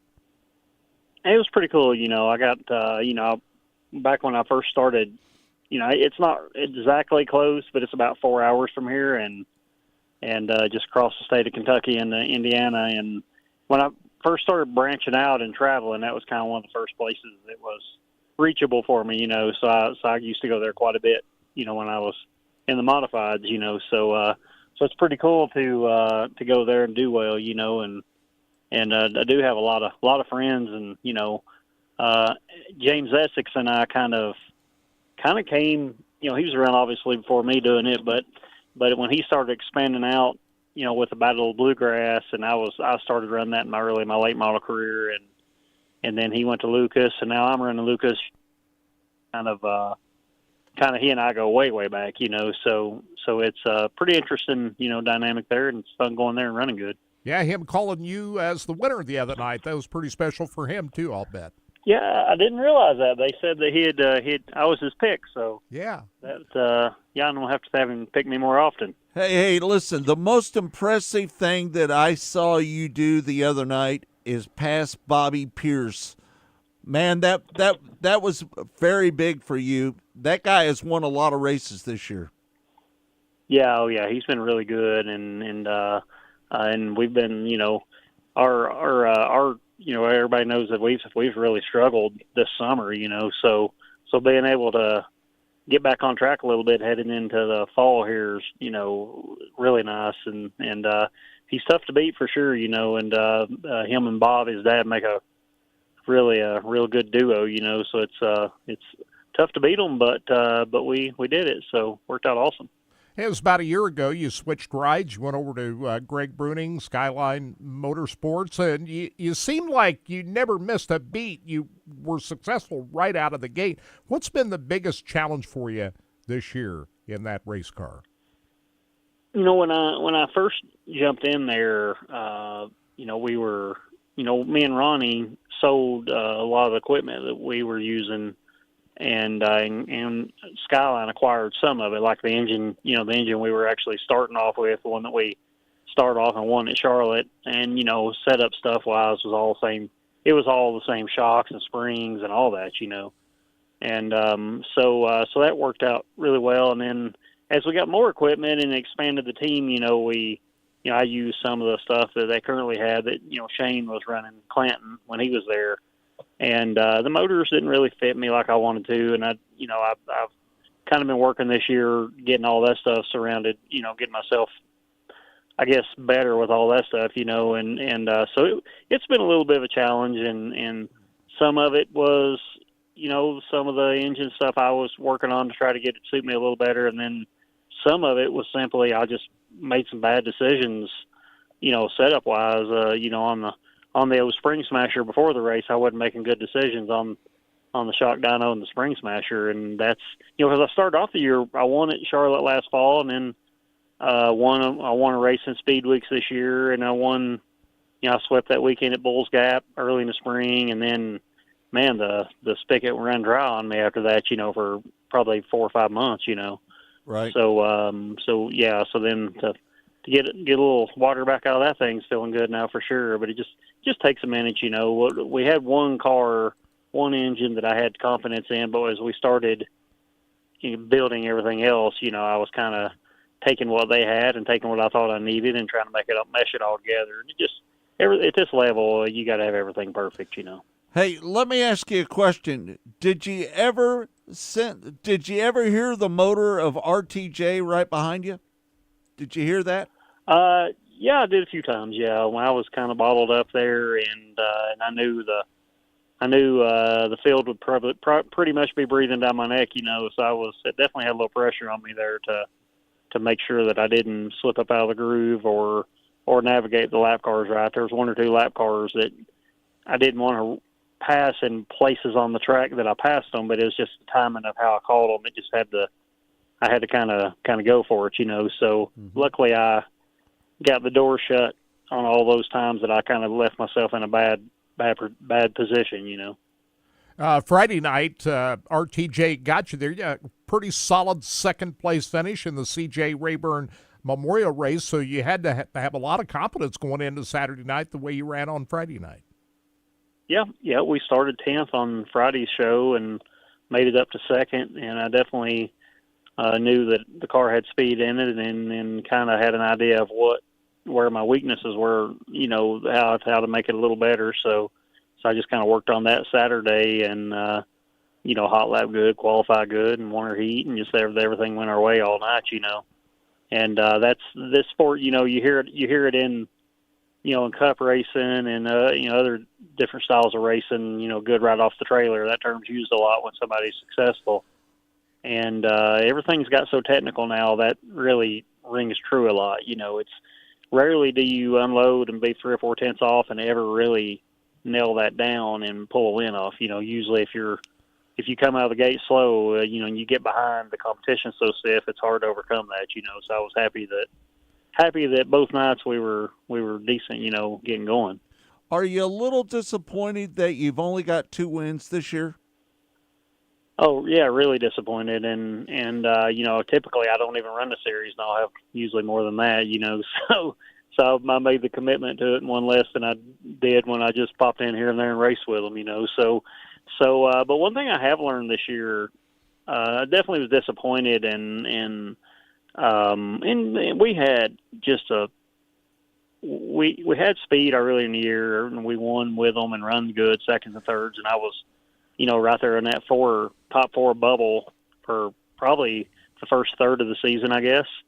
And then the mid part of the season, we had just a terrible set of circumstances with, just weird things happening and popped some engines. And one night a hood pin broke and my hood went over my windshield. One night a rock hit a brake line and broke the brake line off of the caliper. Just things that's, I wouldn't say out of your control, but just think that don't happen often. And so that was a setback. And then you get, I think maybe you get to trying a little too hard to pull off the wins and then to try to get caught up. And then that's when you get a little greedy on the shock dyno or the Spring Smasher. kind of like drag racing when them old boys get the clutch tuned in a little too much. They usually blow the tires off and right, and and get out of the race. So I think our stuff's a little bit like that too. If you try to squeeze a little too much juice out of the lemon, sometimes you'll end up with a worse result than just right. taking something that's steady. So I think I was doing a little bit of that. But one thing I did learn this year by that experience is, and it's not been a bad thing at all, but I've learned what people's expectations have became of our team through the years, and so typically that's just results that a lot of people have. And when I was having them, it was definitely noticed, So I'm happy that our expectations are what they are, And I wasn't happy with the results, but I'm happy that we strive to be good at it, and win a lot of these races, So that's I guess the part that I've learned out of it. Kind of was a tough pill to swallow, but it's a good thing, Well, we sure noticed, the expectation level is high for you the way you performed in the past. And case in point, we noticed you weren't at Eldora Speedway for the World 100. You're going to be there this weekend. Why didn't you go to the World 100 this year? Well, we just had a run of things happen, and we blew a couple motors, and I got in a really pretty good, that car that I ran this weekend, I got in a really bad wreck with that car at Florence.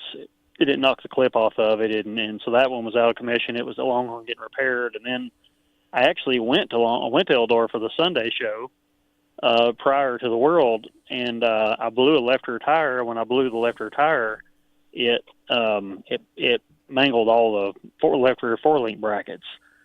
So we had to leave Eldora and go to repair all that.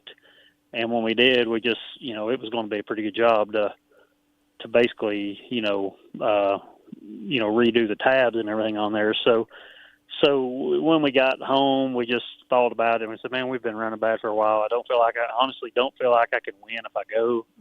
And I think we just need to take this time to start the rebuilding process. And that little process, I think, is starting to show now, that we needed to take a week or two off. And the series was going so hard at that point in the, late summer there, 1st September into August, that I think probably everybody was out there running some equipment that was beat up, So we just didn't feel like we could win, and I don't want to be there just to be a participant, So we decided to pull the plug on it and get everything repaired and get our motors, back in order and go from there. So it sucked missing the race, but I'd rather be home. I would have rather been home preparing to win something as up there taking one more beating, Mike Marlar picking up the 45th annual Jackson 100.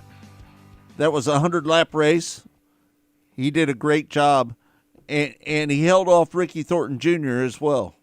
Yeah, and it's going to be interesting to see what he does tonight. He won a heat race last night at Eldora Speedway, and so even though he wasn't there for the World 100, I wouldn't count out Mike Marlar from maybe having a shot at that race tonight. So I was looking down through just to see where he starts in tonight's feature event. They've already got the top 14 already locked in.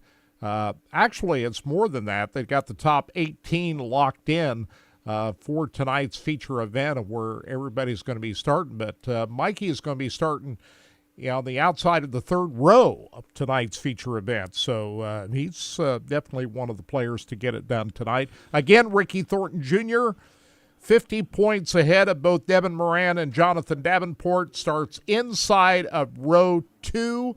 Davenport starts inside of row 3. And Devin Moran's got a little bit more work to do. He's got to come from the outside of the 9th row tonight. So where's Mike Marlar going to start? He outside the 3rd row, starting 6th. He's got a good shot. Yeah, at winning that race. Tim McCready on the pole tonight, and he's the one guy that's out of it. The top 4, was what we're focused on right now. And Tim McCready is too far back. He cannot win this championship tonight just too far back right now. This is down between Ricky Thornton Jr., Jonathan Davenport, and Devin Moran. Todd? Gunner's going to join us here. He's in the shower right now. I just talked to his mom, and Okay. He's going to call as soon as he gets out of the shower. So we're going to probably play the second part of this Buddy Kofoid interview.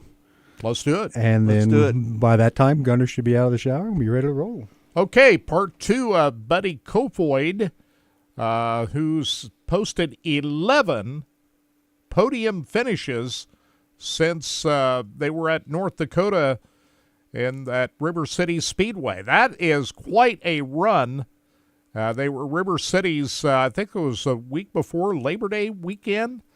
I mean, just think about what he has done over the last 3 months.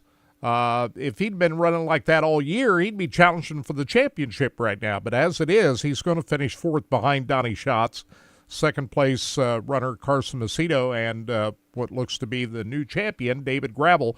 But here's part 2 of Buddy Kofoid from our conversation from earlier this week on Mostly Motorsports. Ever since the third week in August, you're at North Dakota. You have posted 11 podium finishes, 4 wins. What's really been the key factor ever since you left the Knoxville Nationals? What's been the key factor? You're running at a championship level right now. Just what was the key factor after Knoxville? And man, to be honest, I don't know. We did switch to a new car. I mean, we built this car that we are currently running before Knoxville. We built 2 new cars, and this was one of them. And we built them around end of July or probably August, early August. And this was one of them, and we ran the other one at the Nationals. And then the plan was to just leave that car, which it sits now, and then we ran this car brand new that we wanted to finish the year on. So, and this car is like a sister car to what we ran early to middle of the year, where I felt like we had a strong run going. Where I think we had one point we had probably 6 podiums in a row, where I feel like I had a good stretch for me, but nothing like this. But unfortunately, we hurt that car at Eagle. We broke a steering box, and it destroyed that car, and we had to scramble to get something else ordered similar to it. But, during that time, we had to go back to something a little bit different. I don't want to say different, but just older and had a lot more races on it. But I think eventually, finally, when we got this car, we were able to put it together. And, I feel like it felt like a night and day difference. And I think that is a small part of it. But to be honest, I think, you run good once, and then you hope it snowballs into something, another good run or a win. And I've always said, if you run top 5s, you can give yourself a chance to run on the podiums. If you keep running on the podium, you're giving yourself an even better chance to win. And I feel like that's just what we've done. It's just, right now, it's just been snowballing, and is the most confident I've ever felt in any race car, and the most fun, most I've ever enjoyed myself racing ever. And that's, like I said, again, a testament to Dylan, Nate, and Gage and their capabilities, and Dennis and Teresa Roth, Mobile One and Toyota, for allowing us to do this and believing in us, and just appreciating the process and just letting it happen. And I feel like it's going good, and we're just happy doing what we're doing, and we all want it just as bad as the other person. You're running at championship level right now. If you just look at your performance since the Knoxville Nationals, it's a championship level that you're running at right now. So, you've got this championships in the future for you, buddy. And I hope so. I'd want nothing more to win, a championship, and I'd love to be Roth's first Outlaw champion. Coming from California, I've learned to have a more, not that I've not respected what's come before me, but I've learned to appreciate it, and the want to learn about the history and of the people that's helped bring us to where we are today. And I feel like Dennis and Teresa Ross, Todd Ventura, they're a part of that group that deserves, those notoriety for helping pave the way. So I want nothing more to help them get their first Outlaw championship, just because, non-biased, I feel like they deserve that, and they've been doing it for a long time. And I'm extremely happy and grateful to be with them, and it just makes me proud to reward them. And they reward me for just letting me drive their car and giving me that chance. That's more than enough for me. So I feel like I'm in debt to them to perform. I feel like this is the level we need to perform at, and they deserve it, and they're talented enough to do that. So I think if we just keep doing this, hopefully someday that can turn into a championship. There you have it. Buddy Kofoid. Yeah, boy, he had a rough night last night. Couldn't even get it pushed off to run the race.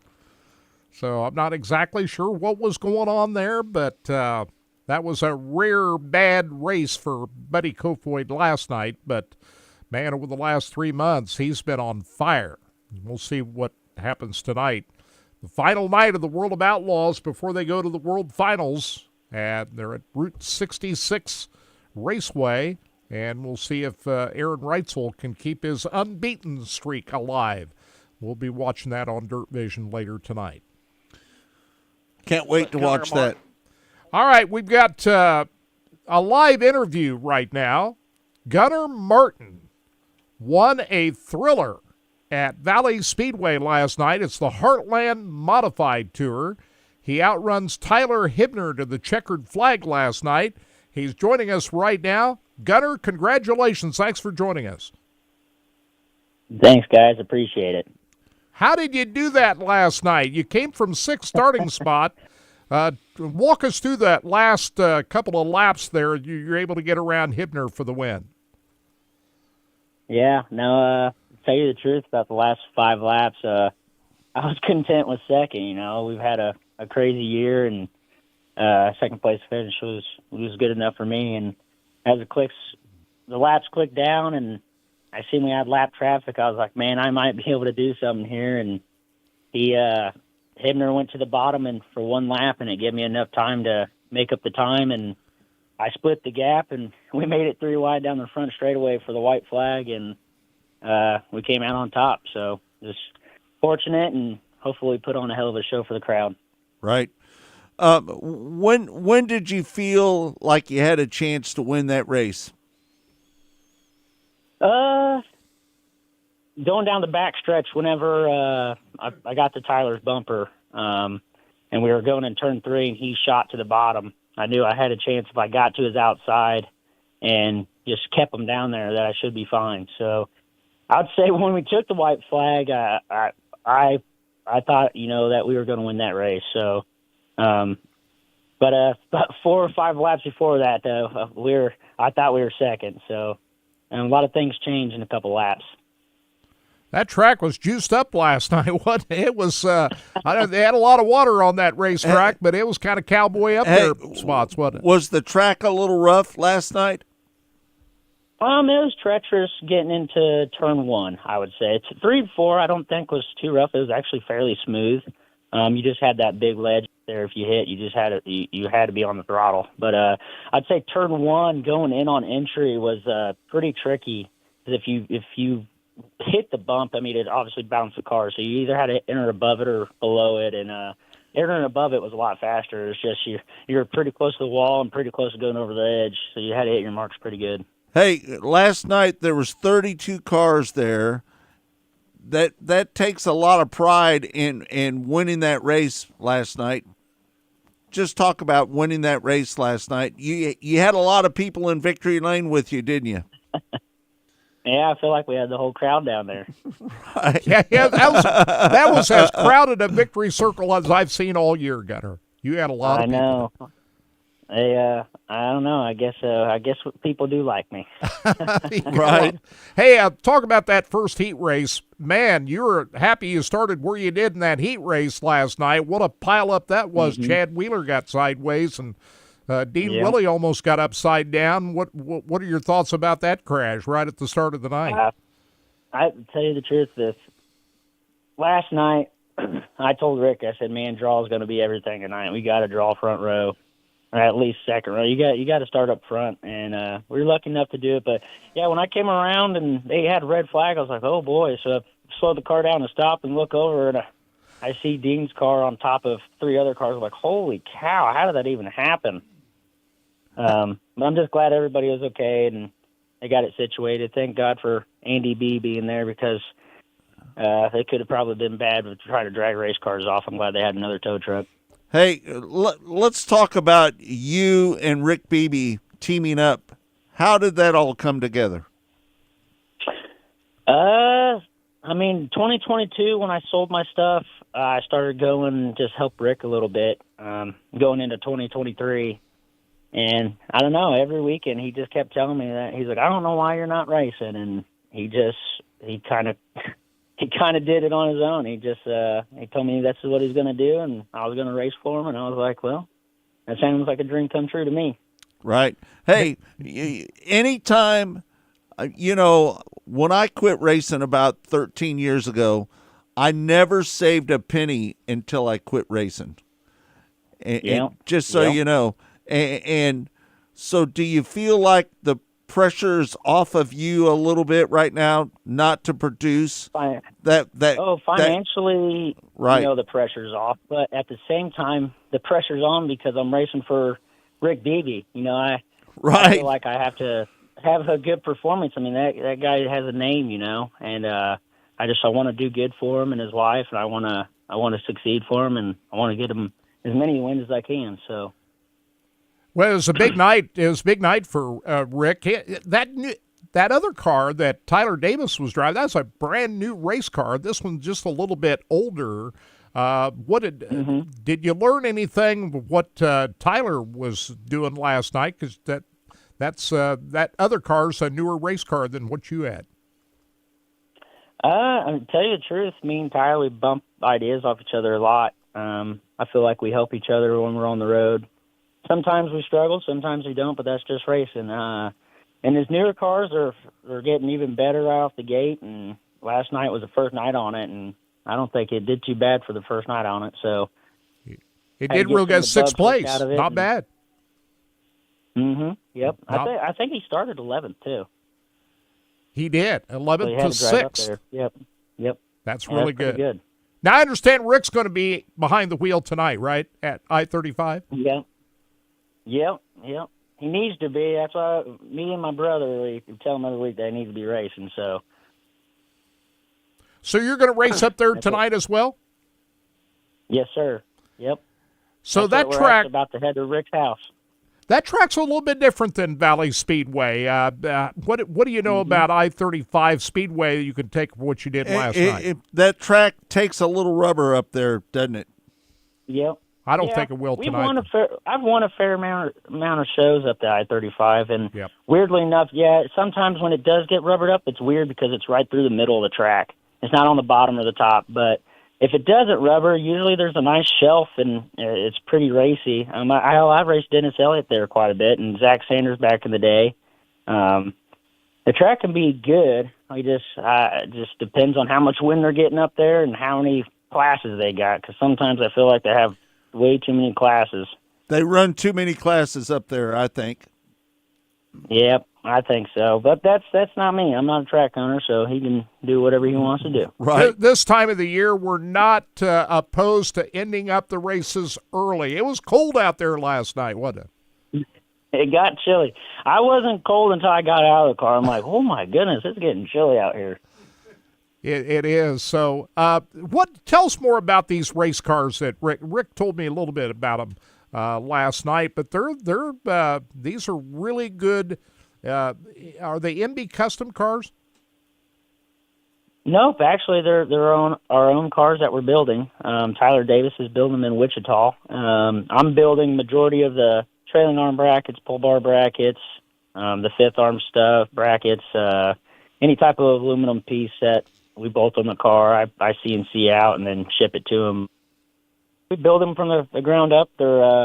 It's Blackout Motorsports MK1 race car, and I don't know, the last couple is basically this year is the first year we legitimately started building them, and we've gotten them going pretty good. I mean, it's taken a while, but we got them in the right direction now. You've always built your own stuff, haven't you? Scotty Martin, my uncle, I would say that he built majority of all my cars. I did in 2021. I had a lot of hands-on when we built that first Slayer car, and he taught me a lot. But I'd say I have to give all the credit to my Uncle Scotty. Hey, on that. Listen, Scotty Martin built a super truck for me back in 2003, and I won a lot of races in that truck. And I'm telling you, Scotty Martin is as good as they get when it comes to building cars. Yeah. Isn't it? I tell everybody that. I'm like, anytime I have a question, the first person I'm calling is my uncle. So what do you think about this Heartland Modified Tour? It fills a void because you don't see A-Mods running at weekly racetracks anymore. What are your thoughts about the new Heartland Modified Tour? I tell you the truth, I think it's probably the best thing that's ever happened to us. It's either that or hell, if, I didn't want to jump down to a B-Mod or an E-Mod. My racing belongs in an A-Mod, and that's just what I wanted to do. So, we talked about a series. Me and Rick talked about a series prior to this even happening, and that's why I just got to give a big shout out to Eric and Trenton and all those guys for actually, busting their butts and trying the best they could to make a series. And I think they did a hell of a job for the first year. That was a pretty stellar field last night too. A lot of good race cars at Valley Speedway last night. Yeah. Mm-hmm. Tyler Wolf, he didn't have such a good night, though, did he? Hey, he's going to win this championship, but a rough night for Tyler, wasn't it? Yeah. Oh, I could have swore. I mean, I walked down from his heat race, and he started last, and he was already in second. I'm like, holy cow, this guy's going to be hard to beat tonight. And, well, when I walked down to the pits, I seen him pull in, and he had a flat tire, so I didn't know what happened. I don't know if he got ran over, if he spun out, or what happened, but I know that he got a flat in the heat. Yeah, he did spin out. He got it flat and spun out, and then he had to start at the back of the B main. He got back up as high as he would have gotten a provisional anyway, but then he got tore up in another incident during the A feature, ripped the whole back part of the race car off his race car. A lot of bent sheet metal last night. You had not only you won, but you're able to roll your car in the trailer. Not a lot of guys were able to do that last night. Yeah, there was some carnage, which is, I don't know, it kind of surprised me because, I don't feel like the track was that rough. Yeah, we had the bump and one, but I've raced on way rougher racetracks than that. But I don't know. I don't know if it was just the setup that I put on the car just made it that better, in the bumps or what. So what's 2025 look like for you next year? Practically the same thing. I'm rolling with Rick. It's something that we enjoy. It's like a family vacation almost every weekend. We like to go camping and go to the racetrack, and I think we're just to do the same thing. We might race a couple more USMTS shows. I know majority of the ones that are around home we try to hit. That's no further than a 4 hour radius, so it's not so crazy expensive. But right. I know the same thing. I really like this Heartland Tour. I think it's good for all of us local A-Mod drivers that don't have anywhere to race. And I know we landed some really cool racetracks next year. I can't really say them, but once they get announced, I think it's going to even be better. Well, Rick Beebe is a legend around Kansas City, so it's got to be pretty cool to be hanging around him after all these years.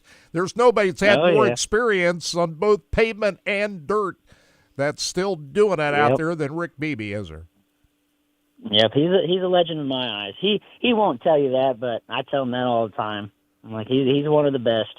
Hey, I don't know if you know this, but Rick Beebe won his last pavement modified race driving my race car that I built back in the day. Where was that? Was that at I-70? That was at I-70 Speedway. Yeah. I-70? Yep. Yeah, we tell you the truth, Scott, we talk about stories a lot. So the I-70 gets brought up a lot. The ASA days, all the cool glory stuff that when I was pretty young at the time. You know, I got to watch in the pit, or not in the pits, but in the grandstands. But to hear the stories from him himself, I've heard stories of him and Jimmy Johnson going golfing. Man, that's how cool it is to be hanging out with Rick. So, he was Jimmy Johnson's mentor back in the day. I mean, this guy trained freaking the best NASCAR driver ever right now, and it was just the things he's done with his life is pretty spectacular.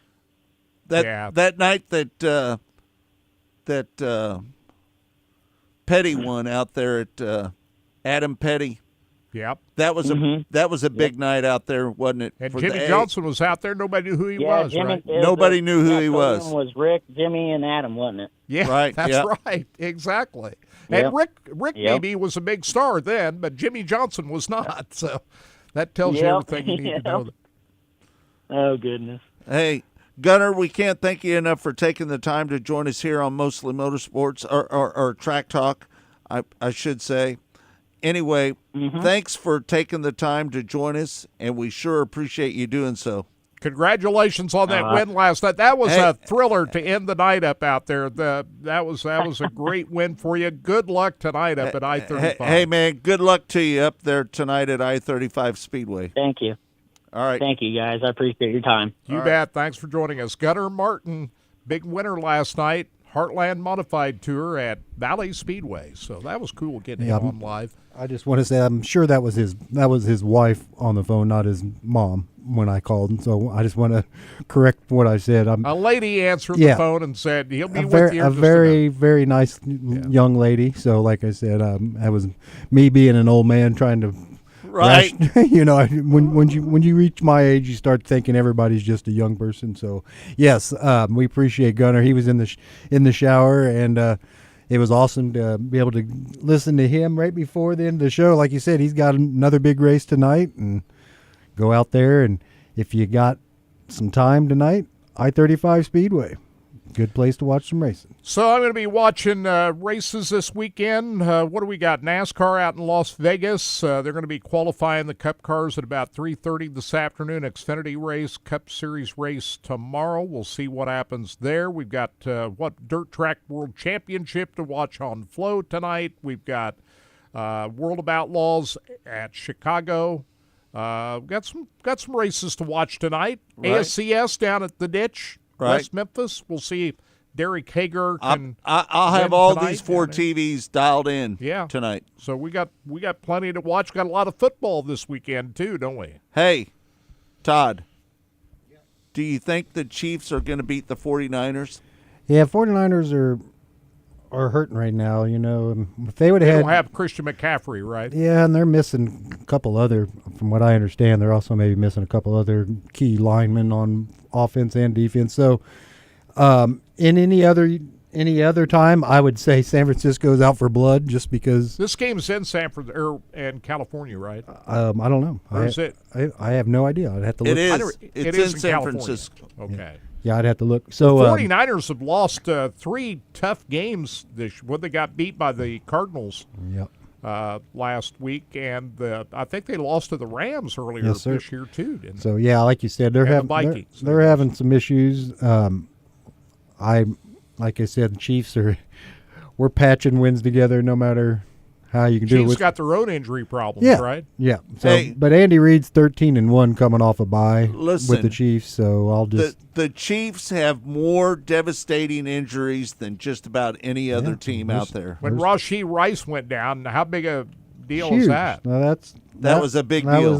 That makes it breaks Pacheco, the season. Losing him as well. Losing him was big. Yeah. The Right. guy that you don't like, by the way. You said you didn't like Pacheco. Well, I'm not a big fan of Pacheco, to be honest with you. I'm more of a fan of Kareem Hunt, to be honest with you. I think that. Are you surprised they got him back? I'm not surprised, because he's got his shit together a little bit better. Yep. Because he was let go by the Chiefs. They said they lied to the Chiefs. Is why they let him go. And Yeah. now they're bringing him back. Well, when you need a running back and you know the guy you got to need a running back, and the guy knows 90% of your offense already without having to open up a playbook. All you got to do is change this year's terminology. He got 102 yards last year. Yeah, last week. Yeah, and then this week we got 38 comes back too. Clyde Edwards-Helaire will be back as well. So he's been out for a while now. Yeah, hey, PTSD. With I'm him. not a big Clyde Edwards-Helaire fan either. To be honest with you, like I said, he helped us win Super Bowls. I think he's kind of a bust. To be honest with you. What do you think about that Steele or what was it? Who's Carson? Carson Steele. Yeah. What do you think about him? I like that guy. I think that if he can hold on to the ball, I think that he could be don't fumble the ball. I think that he could be a really good running back. Yeah. To be honest with you, if he could just hold on to the ball. So this is a rematch of the Super Bowl. Couple Super Bowls. 2 Super Bowls. Right. That the Chiefs won them both, right? That's right. Well, we'll see what happens. It'll be fun. Lots of good college football on today, too. So I'm going to. Who's your team playing today? Iowa State plays Central Florida tonight at home. Central Florida. Yeah. You'll be watching that game, won't you? I'll be watching. So all right. We're going to be dialing around to races and football, and that's what I'm going to be doing. There's a couple car shows out there today. I know there's one in Shawnee. And so check your local social media pages, and all you got to do is type in the search bar, just type in car show, and anything will pop up that's been posted in the last few days and through your social media circle. But I saw there's a big one out in Shawnee Days out there. So if you're out there today, have fun. If you go to the racetrack tonight, be careful. Buy a T-shirt, buy some programs, buy some food. Oh, by the way, the traffic on I-70 at the Valley Speedway last night was terrible. So what was up with that? What was going on there, I don't know. I left home at a little after 5 o'clock, and it took me half hour to 40 minutes to get to Valley Speedway. Zach texted me, and he was coming home from Columbia, and he said, man, there was a lot of It was bad coming the other way, too, Yeah, right? that's what he said. Coming He said, west. I goes, what the heck's going on? He goes, I've never seen traffic right here. And Both ways. that's what he said. It wasn't good either way. So a lot of people heading one way to the lake, getting out for the last weekend of lake time, and a lot of people heading into KC for races, I guess. I don't know. But, yes, it was busy out there. But like you said, I know I-35 be running tonight. I don't know what the other local tracks are running, but get out there and get to a racetrack near you because they need your support. Port City Speedway down in Tulsa is carrying the KKM, the Keith Coons Challenge race that they've had the previous 2 nights. So that's going on. If you live around the Tulsa area tonight, you can check that out at Port City Raceway. All right. Thanks, everybody, for tuning in to Track Talk here on Sports Radio 810 WHB and RBN, the Racing Boys Broadcasting Network. For Todd Surprise, for Kirk Elliott, I'm Scott Traylor saying thanks for joining us. We'll see you next week right here on Track Talk.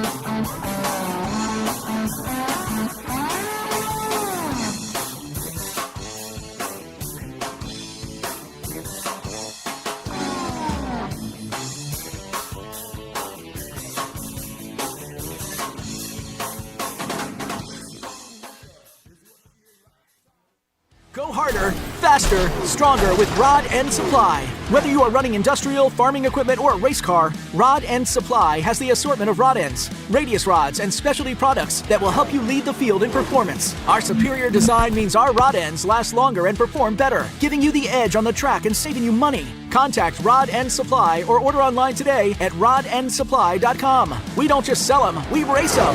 rodendsupply.com. Serving the racing community for over 30 years.